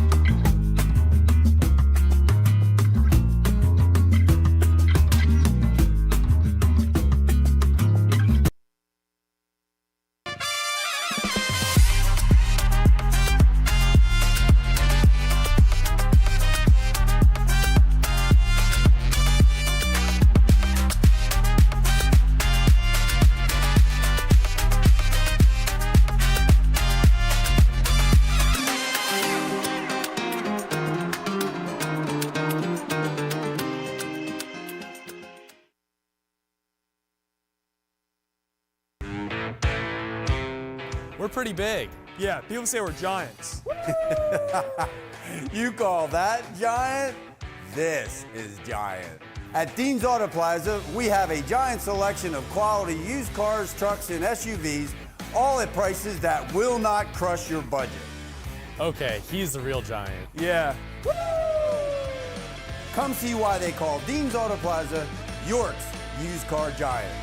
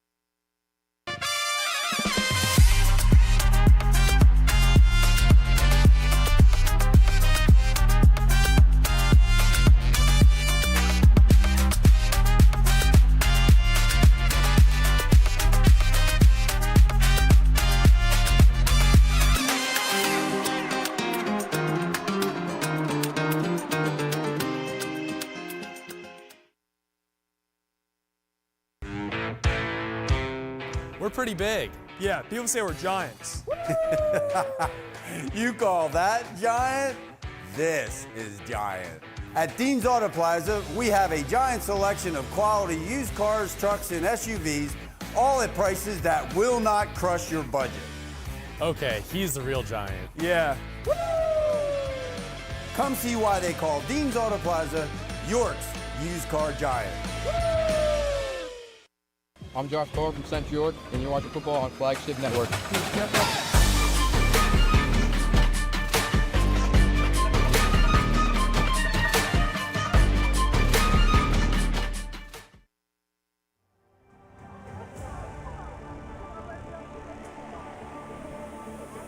Welcome back, everyone. The post-game report right here at Central York High School, 28-36, 36-28. Central York comes away with it, whichever way you want to put it. We're going to welcome you guys in up high here into the press box. Max Gretzula and Nate Govan with you. What a heck of a game here tonight, Nate. It's been a lot of fun. So many different ways we can take this, obviously. Same thing kind of at halftime, right? When we had an opportunity to talk about the Manheim Township defense, they stood tall in that first half. Second half, different story. Nace really made him pay, but it wasn't just him. You know, Legend Johnson got the job done on the ground, and then a combination of Murray and Smith really on the outside did Township in tonight. Yeah, it was just a little bit too much goodness for him in all the right places, I guess, if that makes any sense. You know, I think that at the end of the day, Manheim really came out. They fought hard, like you said, but I think the keys to the game for me today are, number one, Nace is very steady. He played a steady, calm, poised game, and that's why he's going to ODU. Yep. Right? That's why he's going to ODU. The other key is the the block in the back. I think that after that penalty is called, and then Central York comes back and then throws another touchdown on the ensuing play, I think that dilapidated Manheim. And, you know, it just kind of went downhill from there. And, of course, the Dwayne Morgan interception is just, how can you not count that as a key point in the game? That's a great transition here. That's our play of the game, and we'll bring it to you right now. I mean, you have Fernandez, who had a great first down run, comes out of the game gassed, and then it's the interception. Kenneth didn't make too many mistakes tonight, but this one was big, to say the least, a pick six. Yeah, that one hurt. I think he rushed it slightly. And it was going to Valu is how you pronounce his name. Taylor Valu. Number one, and you ain't throwing the ball to him all game. So to throw it to him in that situation like that, and to Valu's credit, he's not a bona fide wide receiver, right? He's like a fullback. He's a lineman playing fullback for the blocking game. And does he know how to play defense on a pass like that? You have to convert from being an offensive player to a defensive player. There's just so many things wrong with that situation. But again, football is a game of mistakes. Well, a lot of mistakes were made tonight from both teams, right? And I think it's less for Central New York, obviously, because they came away with a victory here tonight. They're not going to harp on them too much, obviously. But when you think about the opposition and the Blue Streaks coming into this game, defense was great in week one. Different story here tonight, giving up 36 points. They kind of lean on that defense overall. I know for the most part you say to yourself, well, they didn't really give up 36 points because they obviously had the pick six, a couple of field position opportunities that were pretty close for Nace and company. But where do they go from here with a senior quarterback who is now just getting an opportunity to start in Kneff, throws one of the biggest, if not the biggest interception of his career. Definitely. And being a young kid like that, 18 years old, you got to feel for him a little bit. But can they bounce back being one of the top teams, obviously, in their section still preseason and now throughout the rest of the year? Sure. So I guess the follow-up question to that is, well, how do you do it? Here's how you do it. You rest tonight. You go back and you watch the film on Monday. You learn from your mistakes, and you come back to practice with 10, 15, 20 times the energy, and you perfect your preparation. That's how you come back, and you guys can ascend from there. It's almost one of those things like in college football where you have two powerhouses meet early in the season, and whoever loses almost cannot lose the rest of the way. So Township will have a lot to look forward to, but a lot to correct in Week 3 and beyond. So we just want to thank everyone for watching. My name is Max Gretzola, Nako Van. Week 2 action, Friday night lights here, Friday night football, that is, on the Flagship Network. We'll see you next week, 7 p.m. It'll be Hempfield on the road against Governor Mifflin. Have a great, great night and weekend, everyone, and we'll see you then. See you later, guys.